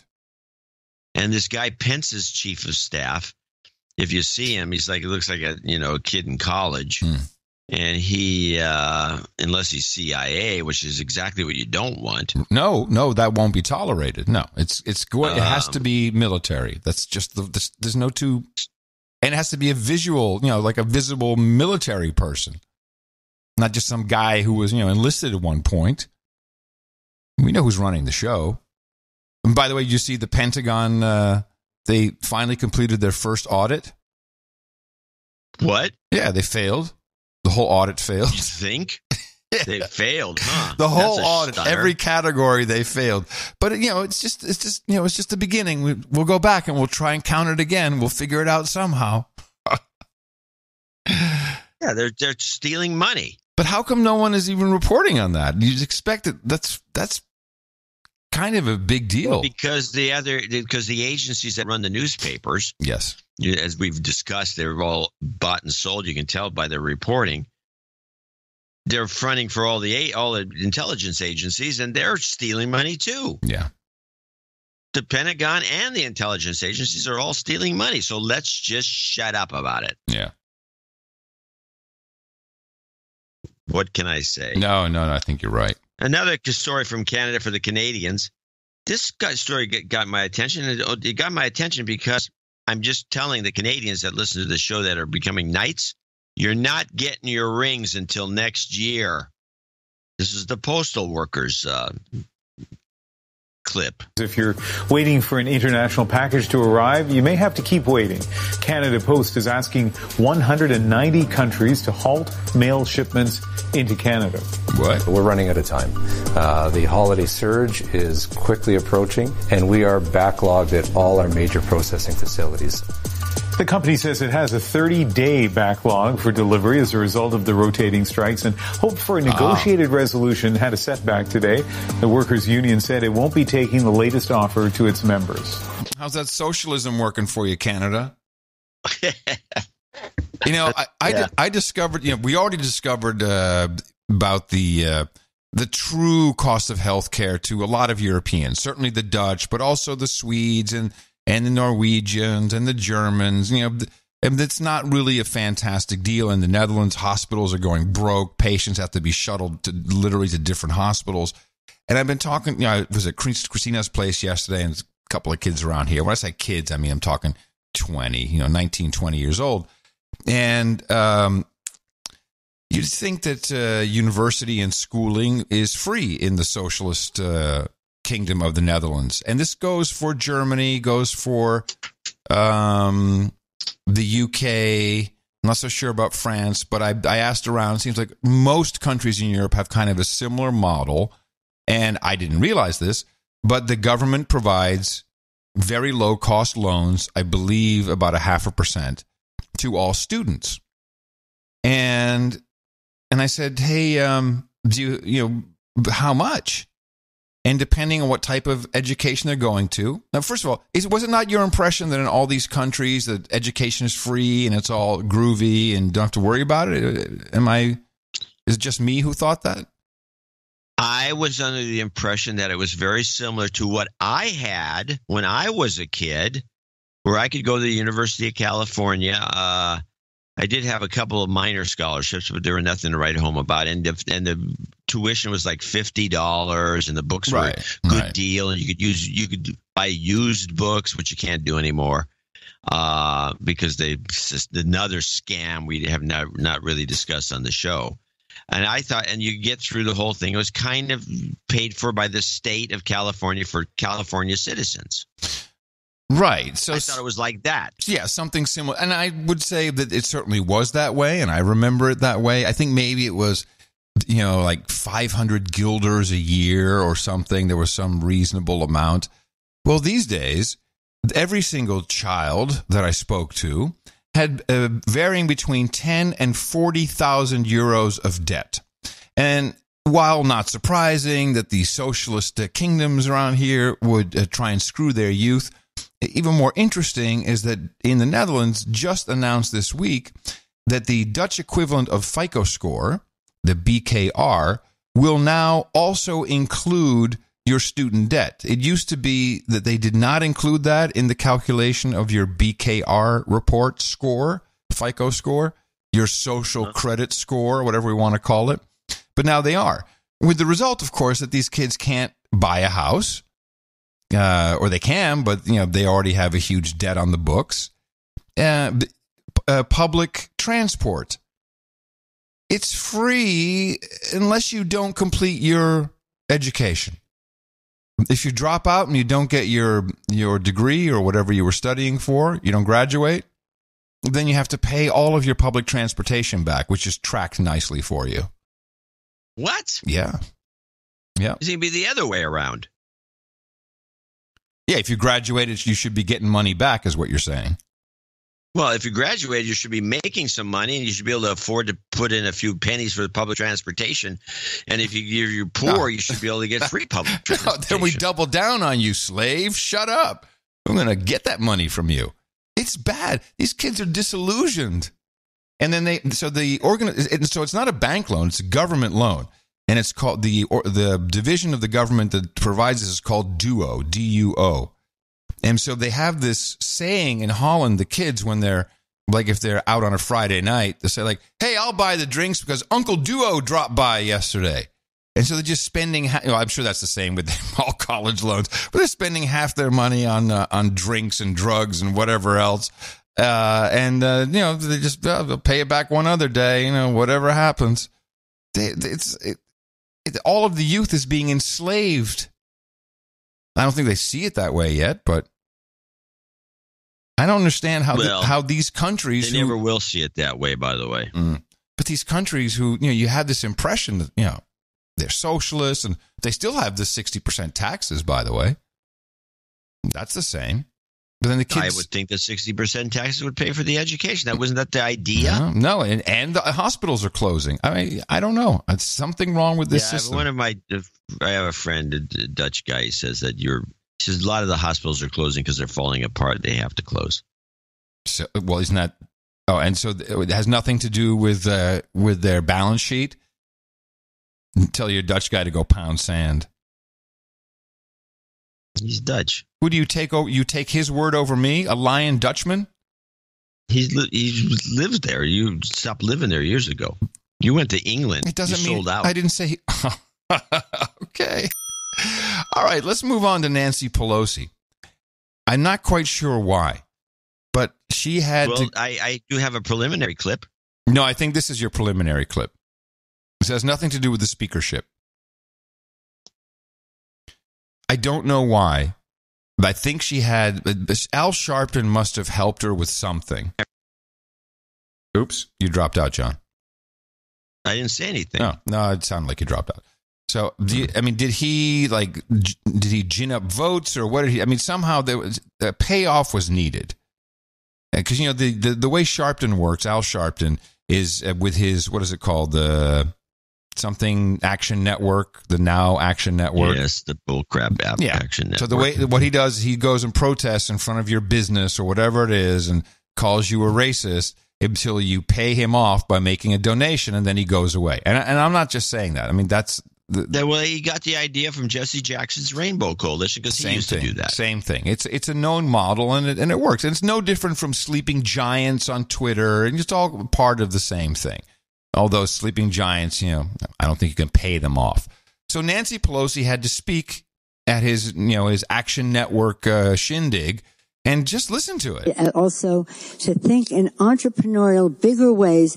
We're going to be visionary. We're going to be unifying. We're going to be healing. We're going to be transparent in how we do this. We're going to be respectful of other views. But we are going to, we're going to try to find our common ground where we can. We have a responsibility to do that. But where we can't, stand our ground like a rock. That's what Thomas Jefferson advised us to do. So in any event, thank you. Thank you for helping take back America. People all over the place are calling me, writing on the airports here, there. Thank you for saving America. I give those thanks to you. Thank you for saving America. Reverend Sharpton, thank you for saving America. Thank you, God. Thank you. Give a hand, Nancy Pelosi. Thank you for saving America, Reverend Al Sharpton. What is that about? I don't know. She's such a political animal. We have no idea. And I kind of like this as an ISO. Give a hand, Nancy Pelosi. You think that's better than my two? Is that your contribution? That's just one of them. RESPICT. That was always a winner. Well, let's play the Trump caving to Pelosi is about Trump deciding to find some Republicans to vote her as speaker. Yes, Speaker generally speaking, they'll never do it. I really think and respected what Nancy said last night about bipartisanship and getting together and uniting. She used the word uniting, and she used the bipartisanship statement, which is so important because that's what we should be doing. So we can look at us, they can look at us, we can look at them, and it'll go back and forth, and it'll probably be very good for me politically. I could see it being extremely good politically because I think I'm better at that game than they are, actually. Look at us, look at him, look at us. Yeah, I know, what a jerk. Why look at us? I mean, even if you hate him, can't you just see the humor in it? I mean, here in Europe, Jean-Claude Juncker, you may have seen this. This is Juncker the Drunker. The guy is now so drunk. There's a video. It makes no sense for a clip because there's really no audio. Where he's on a podium getting ready to talk at a lecture, and there's a couple other people up on the podium. And one of his assistants comes over and the guy is wearing two different shoes. I mean, this guy is so drunk. He's so drunk.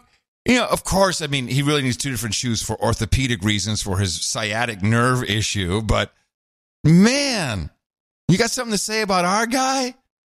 Please. Your guy is really, really the pits. Orange man bad. It's just funny. And the way he just shuffles off. I mean, is there no one who just says, stop this guy? Stop him. It detracts from any kind of power or authority the European Union wants to project on its citizens.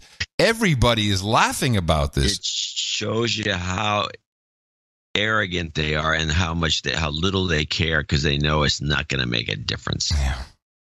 I am predicting, by the way, a child boom in Europe in about 9 or 10 months from now, maybe even 8. We're going to have a lot of kids being born. You can put it in the Red Book. And I don't know why this has not been reported on, but there was some kind of issue with the pill, with the manufacturer of the birth control pill. And they ran out, not just in the Netherlands, but in other EU countries, ran out. Women could not get their pill. They were borrowing from other women. And apparently they're getting the supply back on track. But, wow.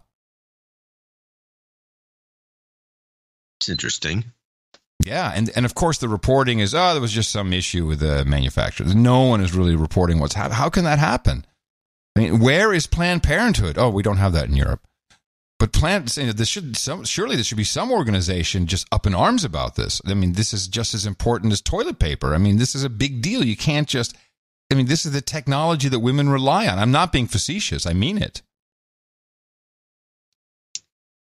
Yeah, I don't know. I'd never heard this story. No, of course not. Trump. Raking forest. Much more important. So one of the producers did send in this clip. This is a clip I'm really starting to appreciate. I've always liked the show Superstore. Oh, is that where you shop? Is that where you shop?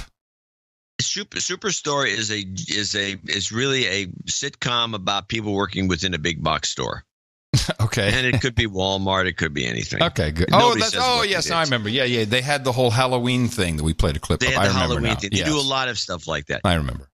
The show does this stuff pretty well. Now, this one here, he sent it in saying, hey, is this a native ad? Because it sounds like one for Amazon.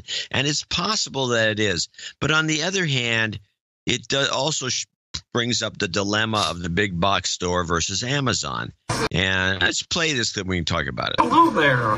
I just want to say thank you for supporting local retail instead of shopping online. To be honest, I probably would have bought this on Amazon, but I needed it today. Oh, you know they have same-day delivery, right? Okay, nobody asked you. Wow. Don't you have to pay for Prime? Oh, it's totally worth it. You get free shipping plus movies, music.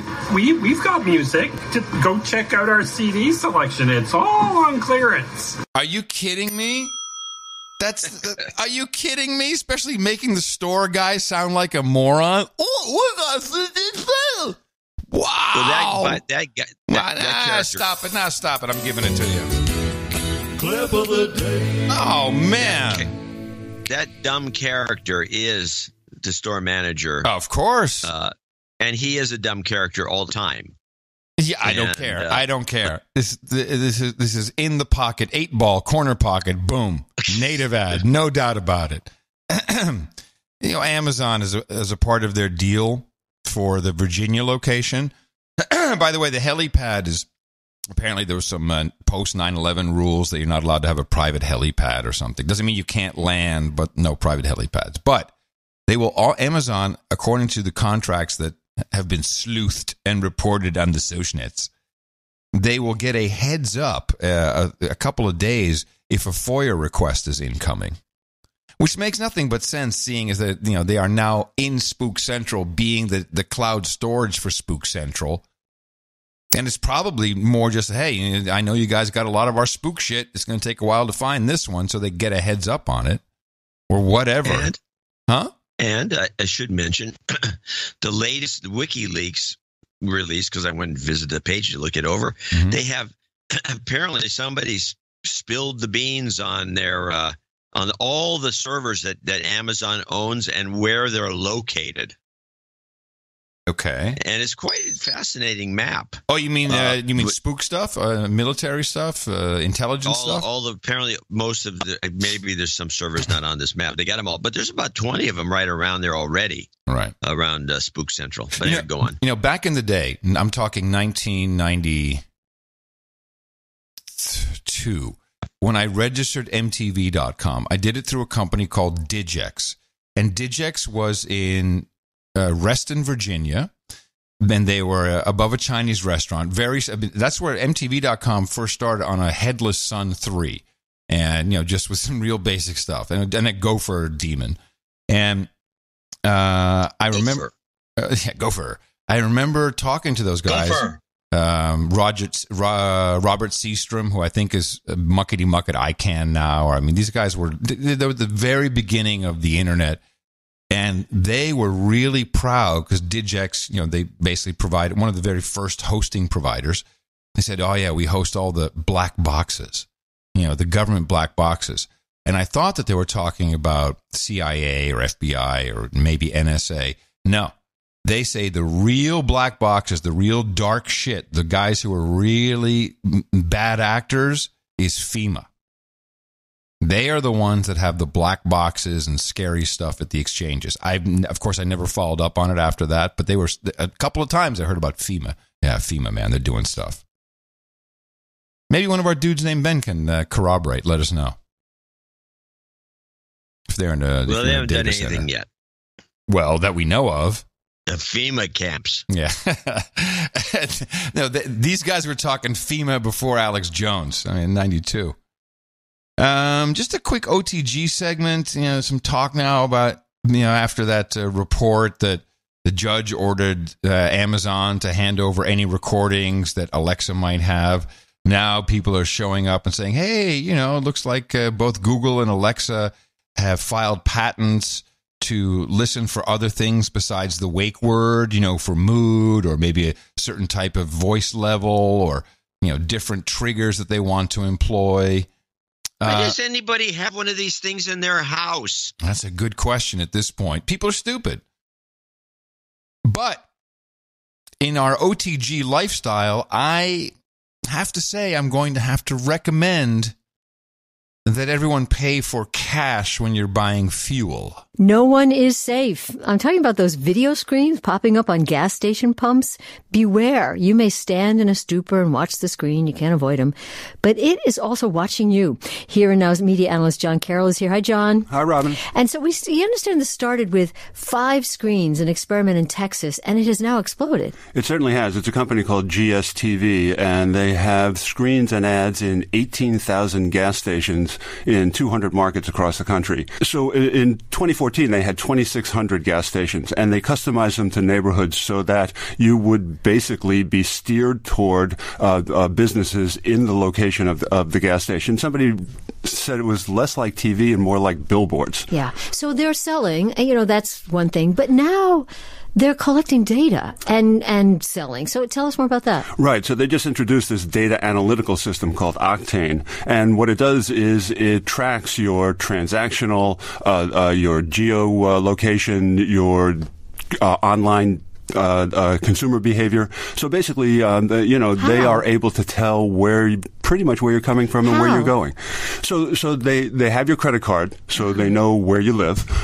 They can tap into your smartphone to find out what gas station you're at. They crunch together online activity. And so basically they're able to figure out what would be the best ads to target to you at that particular time. This is so frightening. So they know where you are, but they also claim that they can show the effect by looking at all this data. They can show the effect of the ads on the screens. Right, because they can track where you go afterwards. So for instance, you're filling up your car at 6:15 p.m. They know you're close to home. They know you go to Wendy's fairly often. So they send you a coupon from the local Wendy's, which is 4 blocks away, and they say, go in and we'll give you a free order of French fries, and then they can track whether you go in or not and pay with your credit card. So these two people, just to start off with the analysis, are retards. They are completely stupid. Is this really the first time they've ever heard this capability? And this guy, our technology reporter uses terms like they crunch all the number from your social activity. It's really very technically inept. But glitch. Yes, you do have to consider that punching in your, because I use a credit card, punching in your zip code isn't helpful. But it's this credit card thing, man. The credit card, that's the weak spot in all of this. But it's so hard to live without, well, I mean, any kind of card. You don't want to use a card, but you still have to use cards for things. It's the weakness. That's where OTG fails. Okay. That was a lame report. The people were just naive about all this stuff. Yes. And I'm some of these things I just don't fully understand. For example, if they know the guy goes from the store to the gas station to Wendy's before he goes home, why can't you give him a coupon for Wendy's? He's already going there. They're losing money. They're losing money on this deal because he probably just goes there to buy something. They know what it must be because they get his credit card receipt for the Wendy's.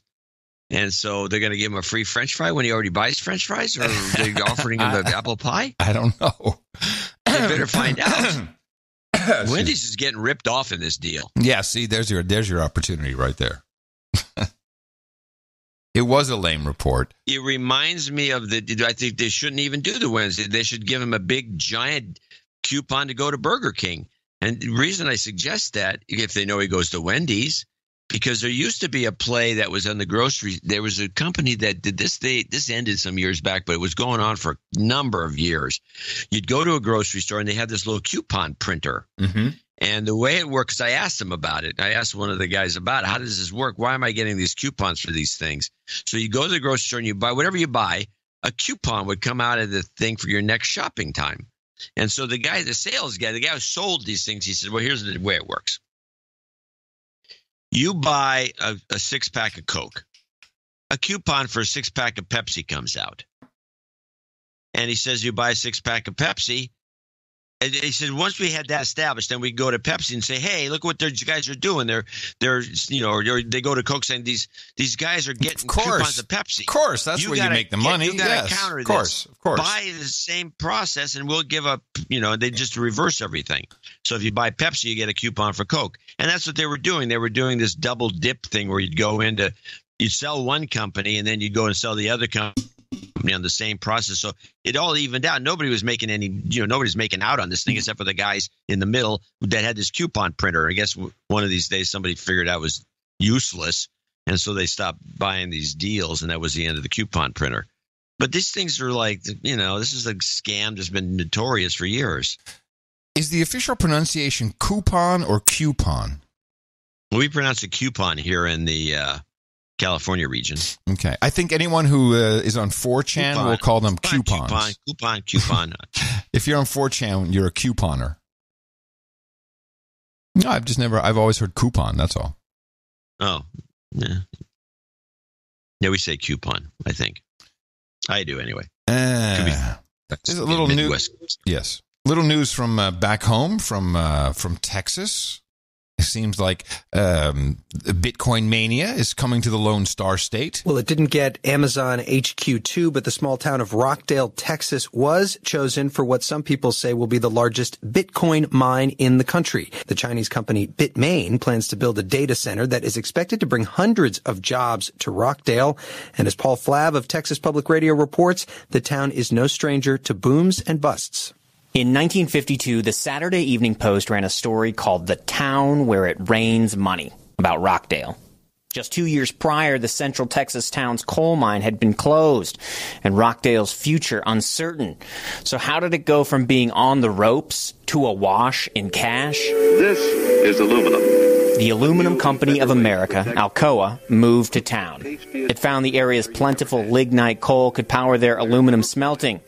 The Texas State Historical Association estimates 300,000 tons of the cheap, dirty stuff was burned in the company's power plant each year. Last year, the coal power plant that had been limping along closed.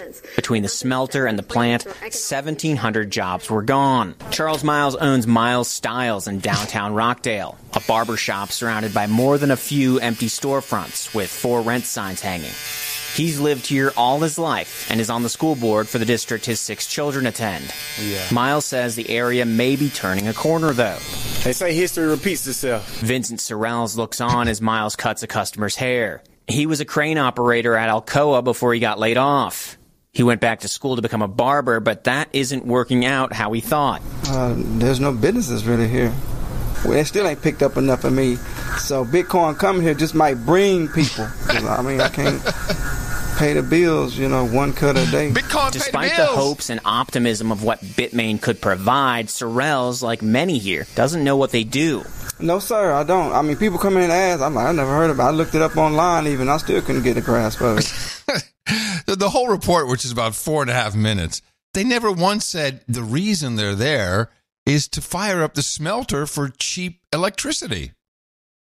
They're going to burn that crappy coal in that area? Yes. So this town is between Austin and College Station. Yep.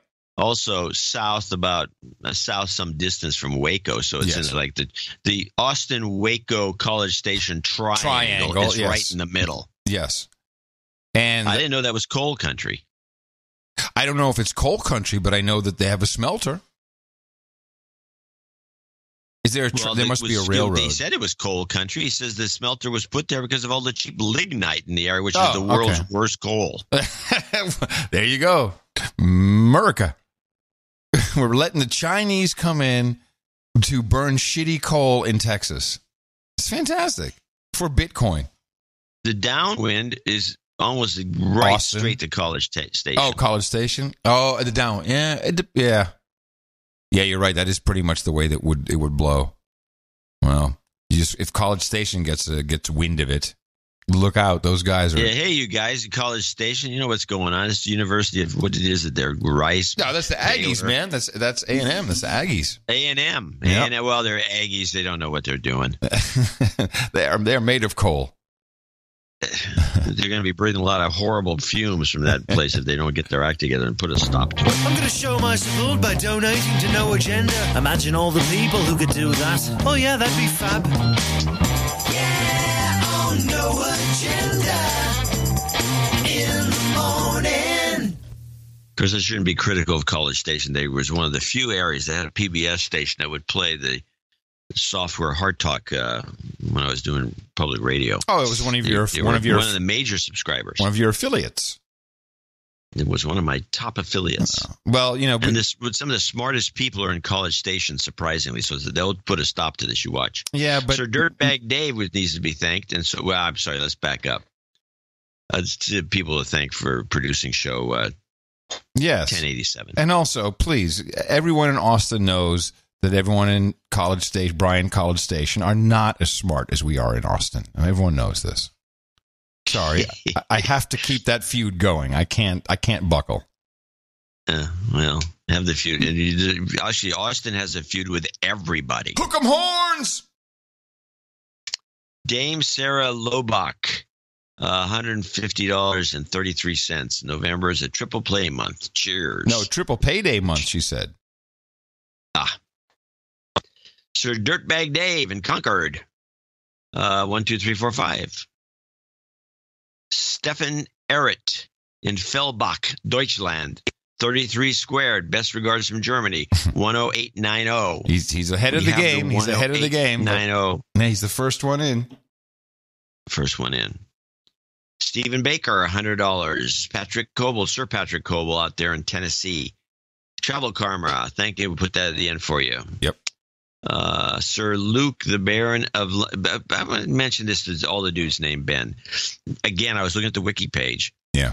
There is there was a bunch of documents and releases of some crazy codes. It's like the second newest thing that's up on the page, including a bunch of user manuals for this...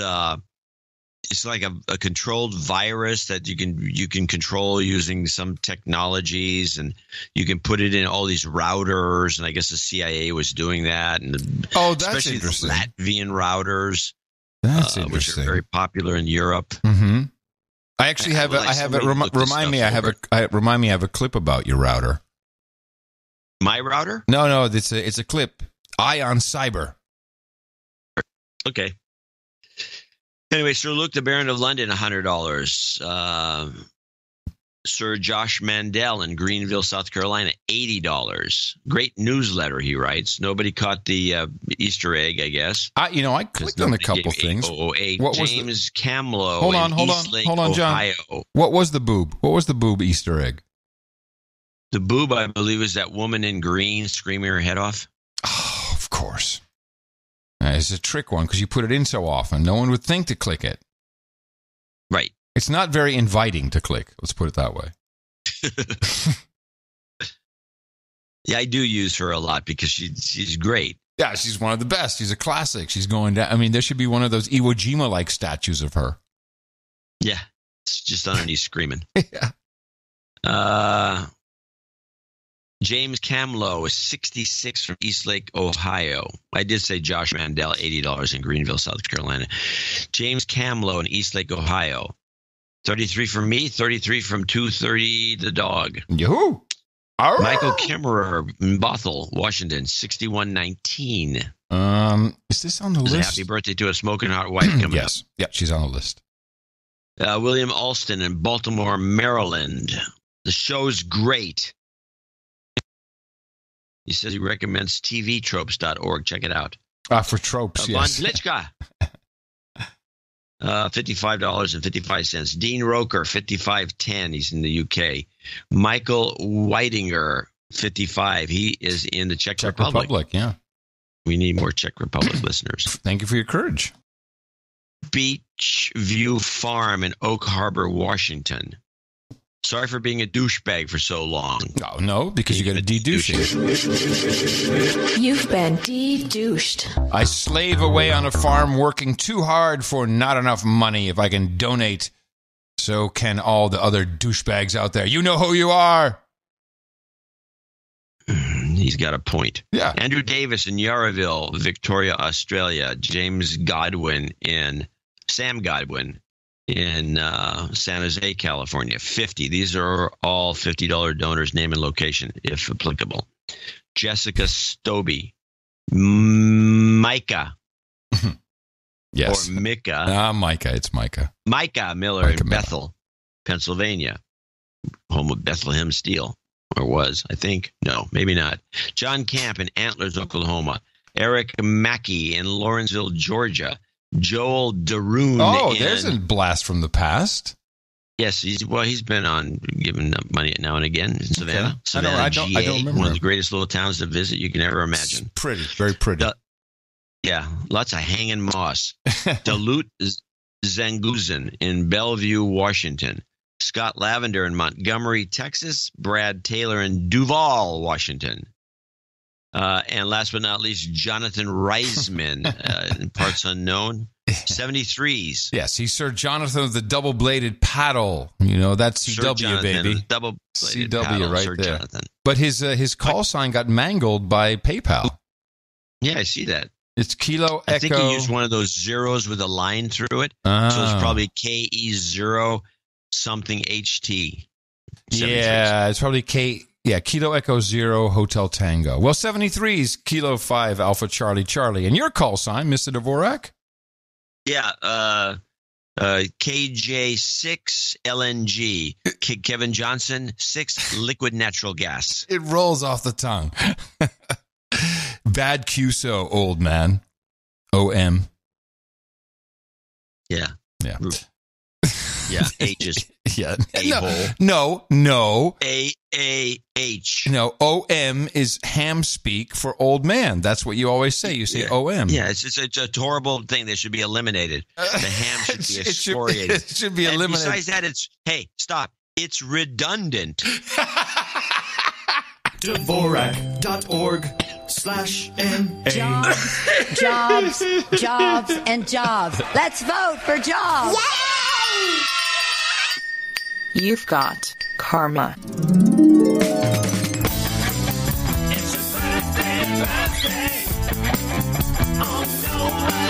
Yes, today is the 18th of November, 2018. We've got 2 birthdays on the list. Always happy to celebrate the birthdays. Amanda Stewart says happy birthday to her husband, Tyler.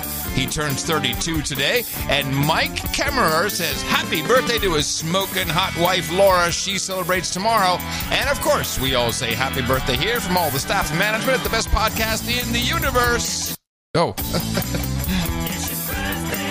The band stopped for some reason. Okay. And we do have one knighting today. So you can put down the kazoo. Yeah, I got it. Oh, okay. I didn't see it. I couldn't see you had it there.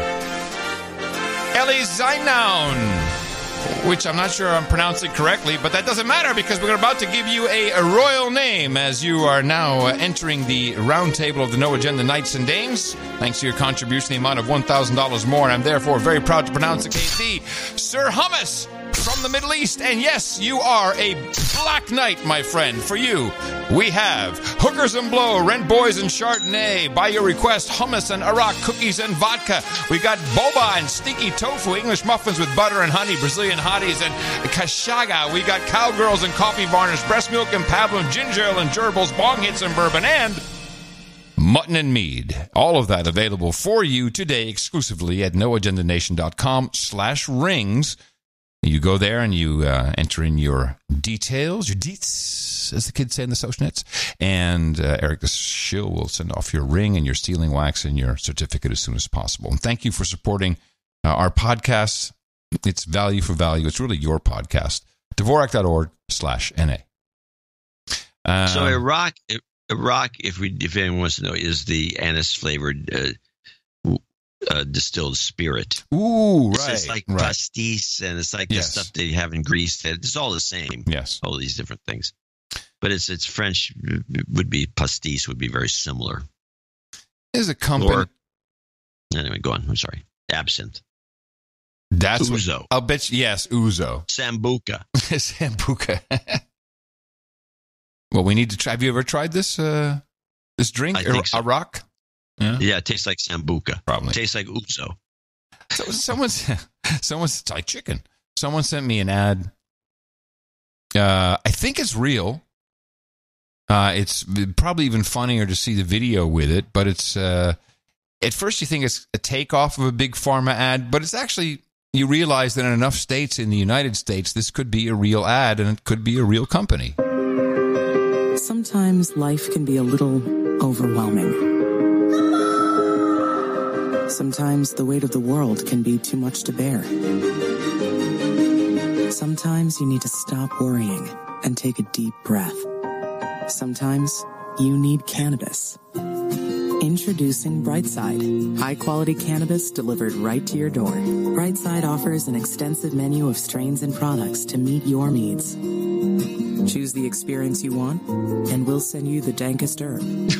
The real sticky icky. Some top-shelf marijuana. If you like what we send you, keep the whole jar. We'll even include some nugs for you to blaze.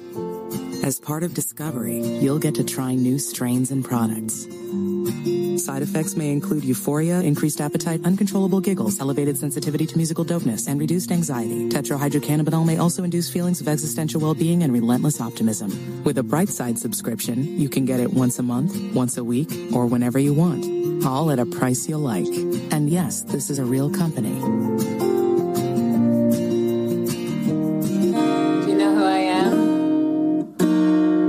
You're the wizard. Ask your doctor if cannabis is right for you. It probably is. Keep it Brightside.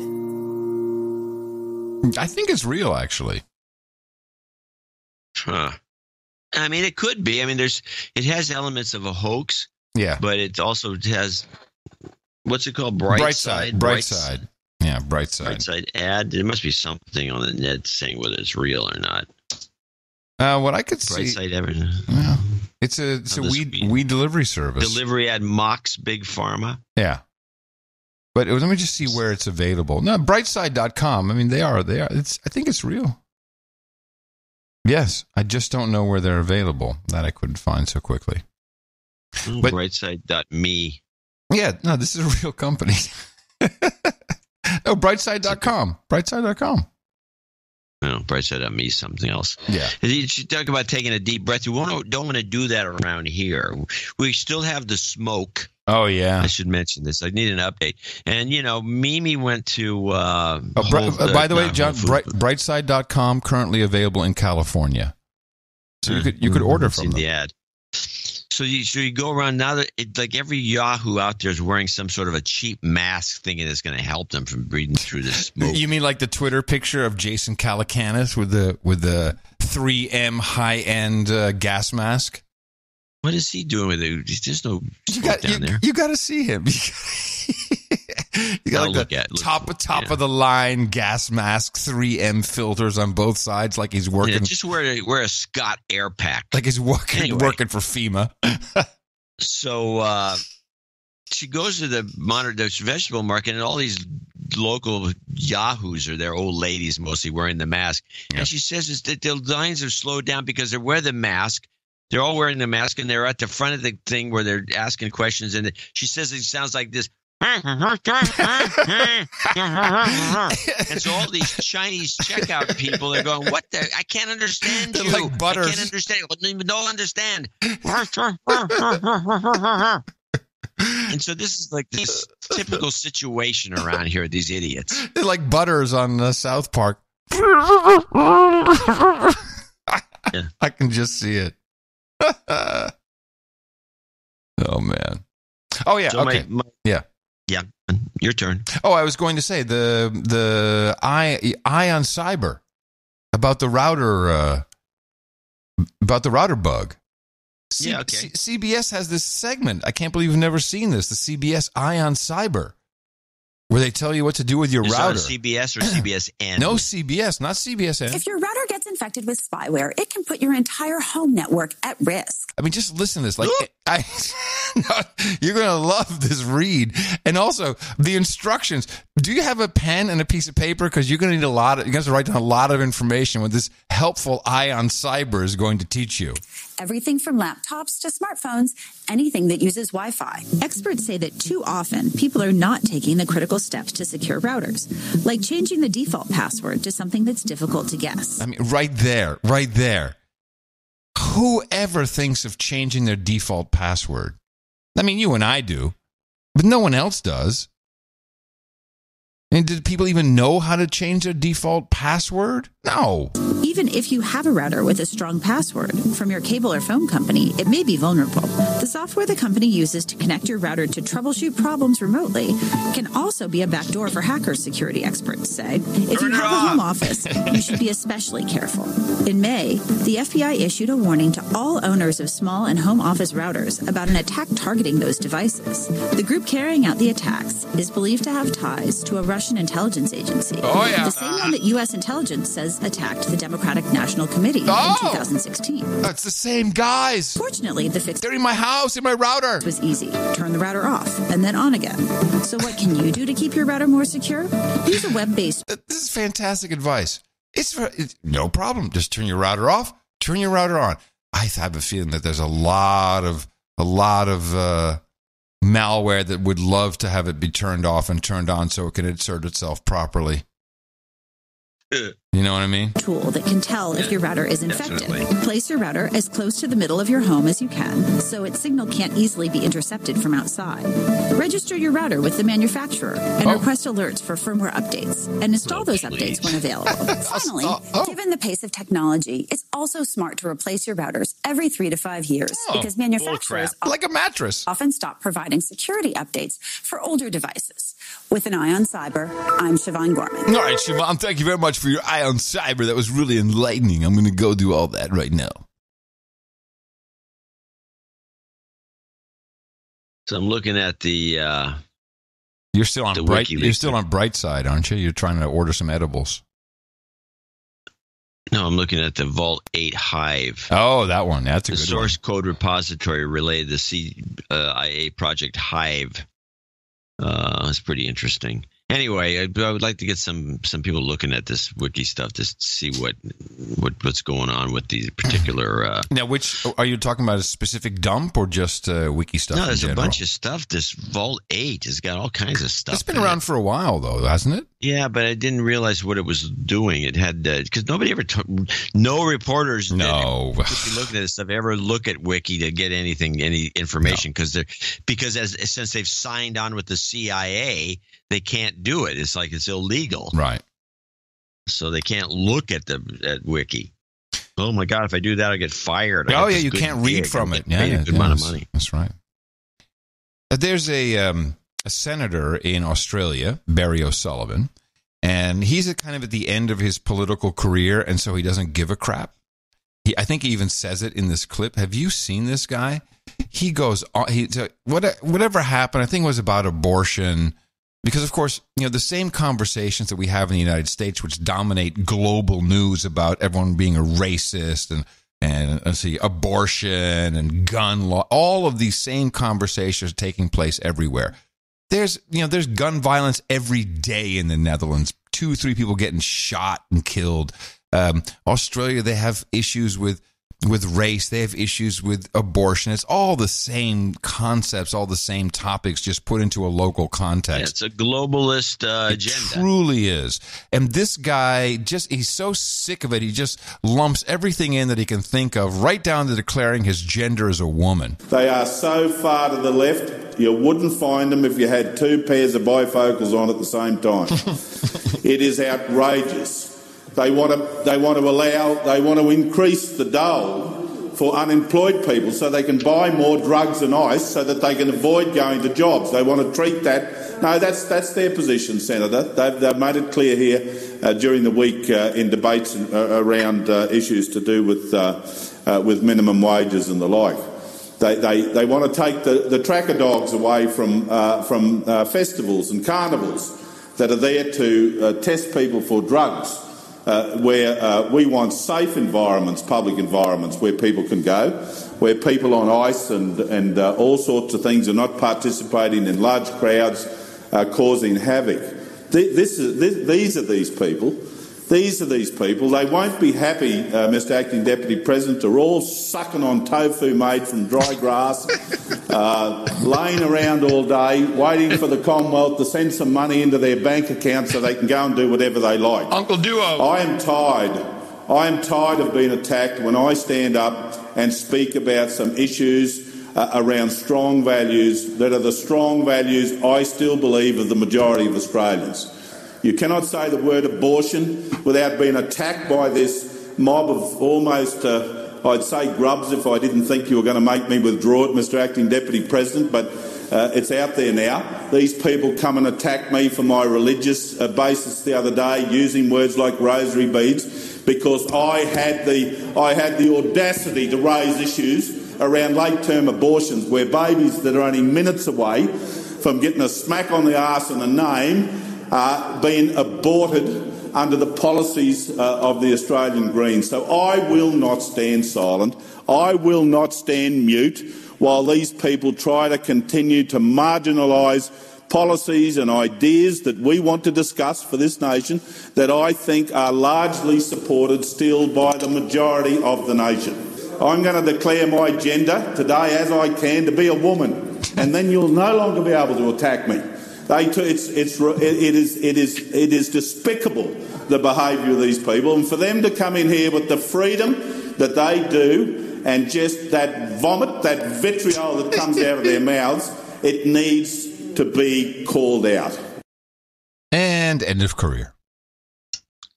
Well, this is the reason that Trump wants Pelosi in there as the Speaker of the House, which means she's also the head of the Democrats in the House. They need somebody because of the group that's come in, the full of themselves crowd, is nothing but trouble for the country, let alone for the Trump administration. So you're actually equating Australian politics to U.S. politics. Interesting. Well, I'm just equating it in this regard. We agreed a few statements ago that this is part of the globalist agenda. Yes.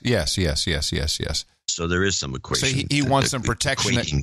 He wants some protection against the AOCs of the world who are going to just come up with all kinds of time-wasting stuff. Yeah. Yeah. Yeah. I don't blame him. Yeah, I agree. Well, also, I think he and Pelosi can actually get something done. Yeah, she does want to get some. Now, the person we can't get anything done with is Kamala Harris, who I'm going to play this clip. It may be out of context, so because I didn't see the whole C-SPAN grilling of this ICE representative with Kamala Harris of California. But here's how it went down, at least the piece that I have. Klan was what we would call today a domestic terrorist group. Why? Why would we call them domestic terrorist group? Because they tried to use fear and force to change political environment. And what was the motivation for the use of fear and force? It was based on race and ethnicity. Right. Are you aware of the perception of many about how the power and the discretion at ICE is being used to enforce the laws? And do you see any parallels? I do not see any parallels between I'm talking about perception. Officers and agents. I'm talking about perception. I do not see a parallel. Are you aware that there's a perception? I see no. Are you aware that there's a perception? That puts ICE in the same category as the KKK. That's pretty deep what she's doing there. I don't know. I couldn't figure out what she was doing. Oh, she basically said, "Is the KKK a terrorist organization?" And he says, "Yeah, is a domestic terrorist organization." Yes. What kind of tactics do they use? Well, fear and intimidation. Is that the same as ICE? That's pretty much what she was doing there. Yeah, false equivalencies. That's a good trick when it's done right. Yeah, but I don't think she was doing a good job of it. No, I don't think she's that talented. I think she's going to, she's going to run for president. She's overrated. Do you think she's really going to run? Do you really think she's going to do it? Yeah, absolutely. Oh, really? You know who else just said he was going to run was the big head guy, the petite male, although I don't think he's that petite. Swalwell, he was on Bill Maher's show. Swalwell's the worst. Yeah, that guy. He's one of those guys you just look at him and you want to slap him for no reason. I didn't pull any clips because his problem is he's actually just boring. But he comes from Iowa. Both his parents are Republican. I mean, he has an interesting backstory, and he was kind of likable on Bill Maher's show, but just boring. The guy's just boring. And whenever he talks on CNN or anyway, he sounds idiotic or just unhinged. But I don't know. I'm not. One thing's for sure. Here's what the folks on MSNBC think of a possible Hillary Rodham Clinton run. Meanwhile, Sandra. Hillary Clinton. There's more? Will she or won't she? Mark Penn writes this. Get ready for Hillary Clinton 4.0. More than 30 years in the making. This new version of Mrs. Clinton, when she runs for president in 2020, will come full circle. Back to the universal health care promoting progressive firebrand of 1994. True to her name, Mrs. Clinton will fight this out until the last dog dies. She won't let a little thing like 2 stunning defeats stand in the way of her claim to the White House. By the way, the White House has responded. Kellyanne Conway, here's the tweet. Dear God, please, yes. Who can blame her? Well, running? I don't think so. I mean, who knows? But let me say this, speaking as a Democrat here at the table, there's no, I mean, we have an uphill battle no matter what to get to 270 in 2020, as evidenced by so you don't want her to. Well, no, please. I mean, I've never been a huge fan of You read the piece from Stein and Mark Penn. Do you agree with it? No. Just go away. Okay. Yeah, just go. Please, Hillary Clinton, let somebody else take the mantle. I think she's running again, and I think it's... Go away, Hillary Clinton. They really don't want her.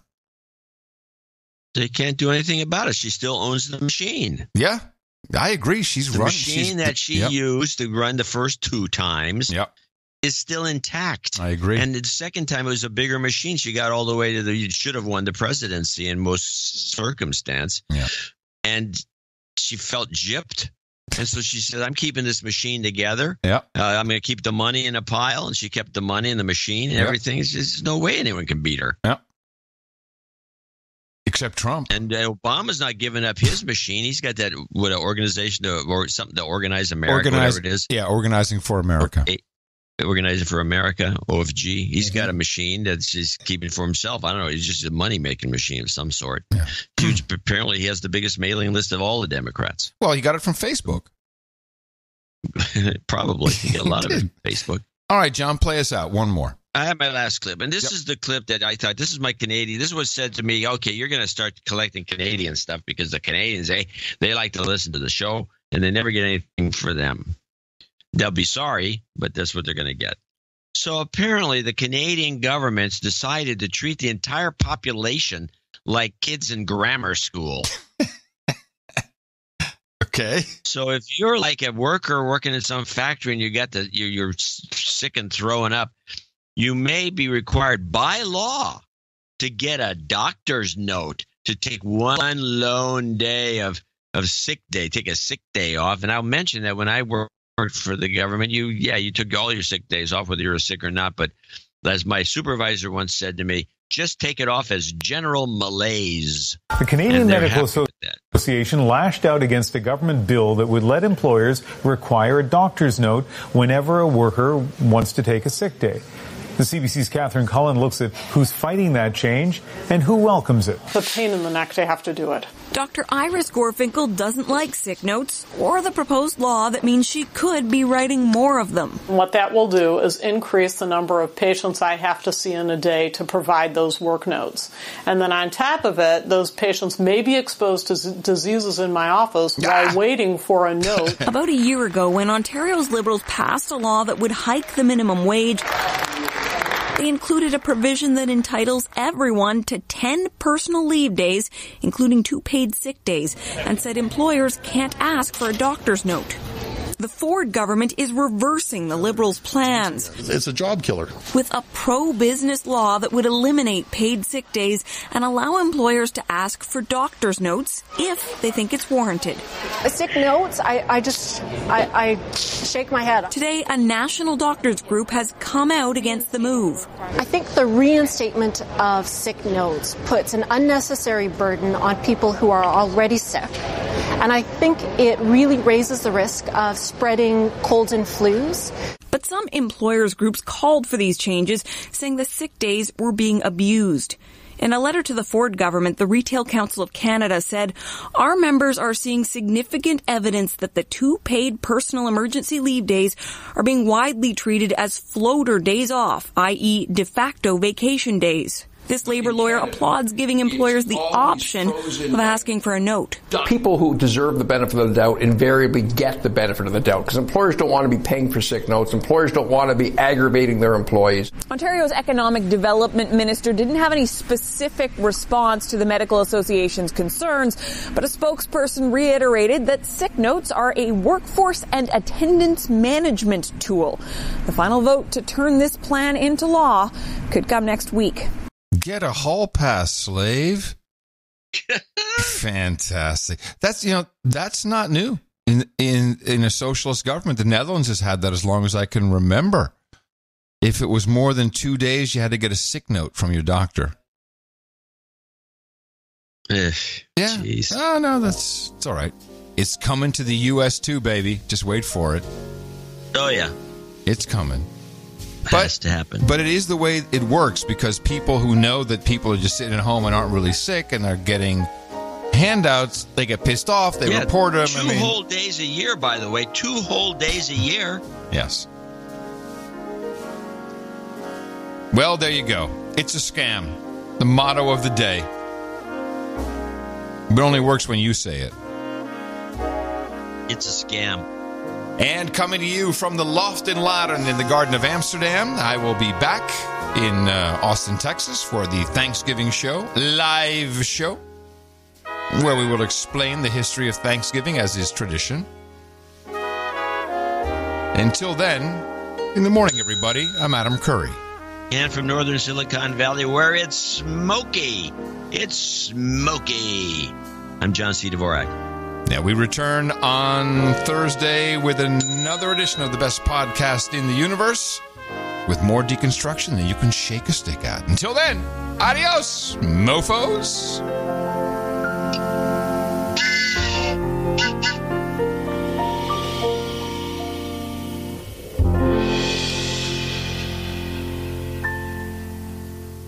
Donate to a No Agenda. They give us shows week after week. Donate to a No Agenda. It's a show that's really unique. Donate to a No Agenda. Listen to John and Adam speak. Donate to a No Agenda. Science is turning into a clique. To be our priority and our agenda as we go forward. Say hi, everyone. Hey. I did what I wanted to do. I was blessed to have that opportunity. They've been blessed with a lot of privilege. Let's for a moment honor it as a legitimate question. Although it's quite offensive, but you don't realize that, I guess. I know for a fact that a lot of women, gender expanding people, people of color, working class people, they don't run for office because they don't feel perfect enough. And then we talked about a For the People agenda. For the people, we will lower healthcare costs, we will grow the paychecks, and we will bring integrity to government. And I get a folder with my ID, like a college ID. That's really a very big, almost a tsunami. I don't know. We'll see. Your clothes are stinky all the time because you never have time to do laundry. So they say, you know, she's too old. She should step aside and let them do fun. So, okay. We don't have time. I would help Nancy Pelosi if she needs some votes. She may need some votes. I will perform a wonderful service for her. Say to everybody, come on in, the water's warm. Now what? So you're suggesting that everybody step aside? I've been getting into some trouble this week. I think it's good trouble. Battling their male counterparts on both sides, okay? We don't have any more time left to fix the world. We can't act like we do. We need to fight. See ya! If you're gonna spray, get some cooks. By the way, it's called popping bottles. Popping bottles in the club.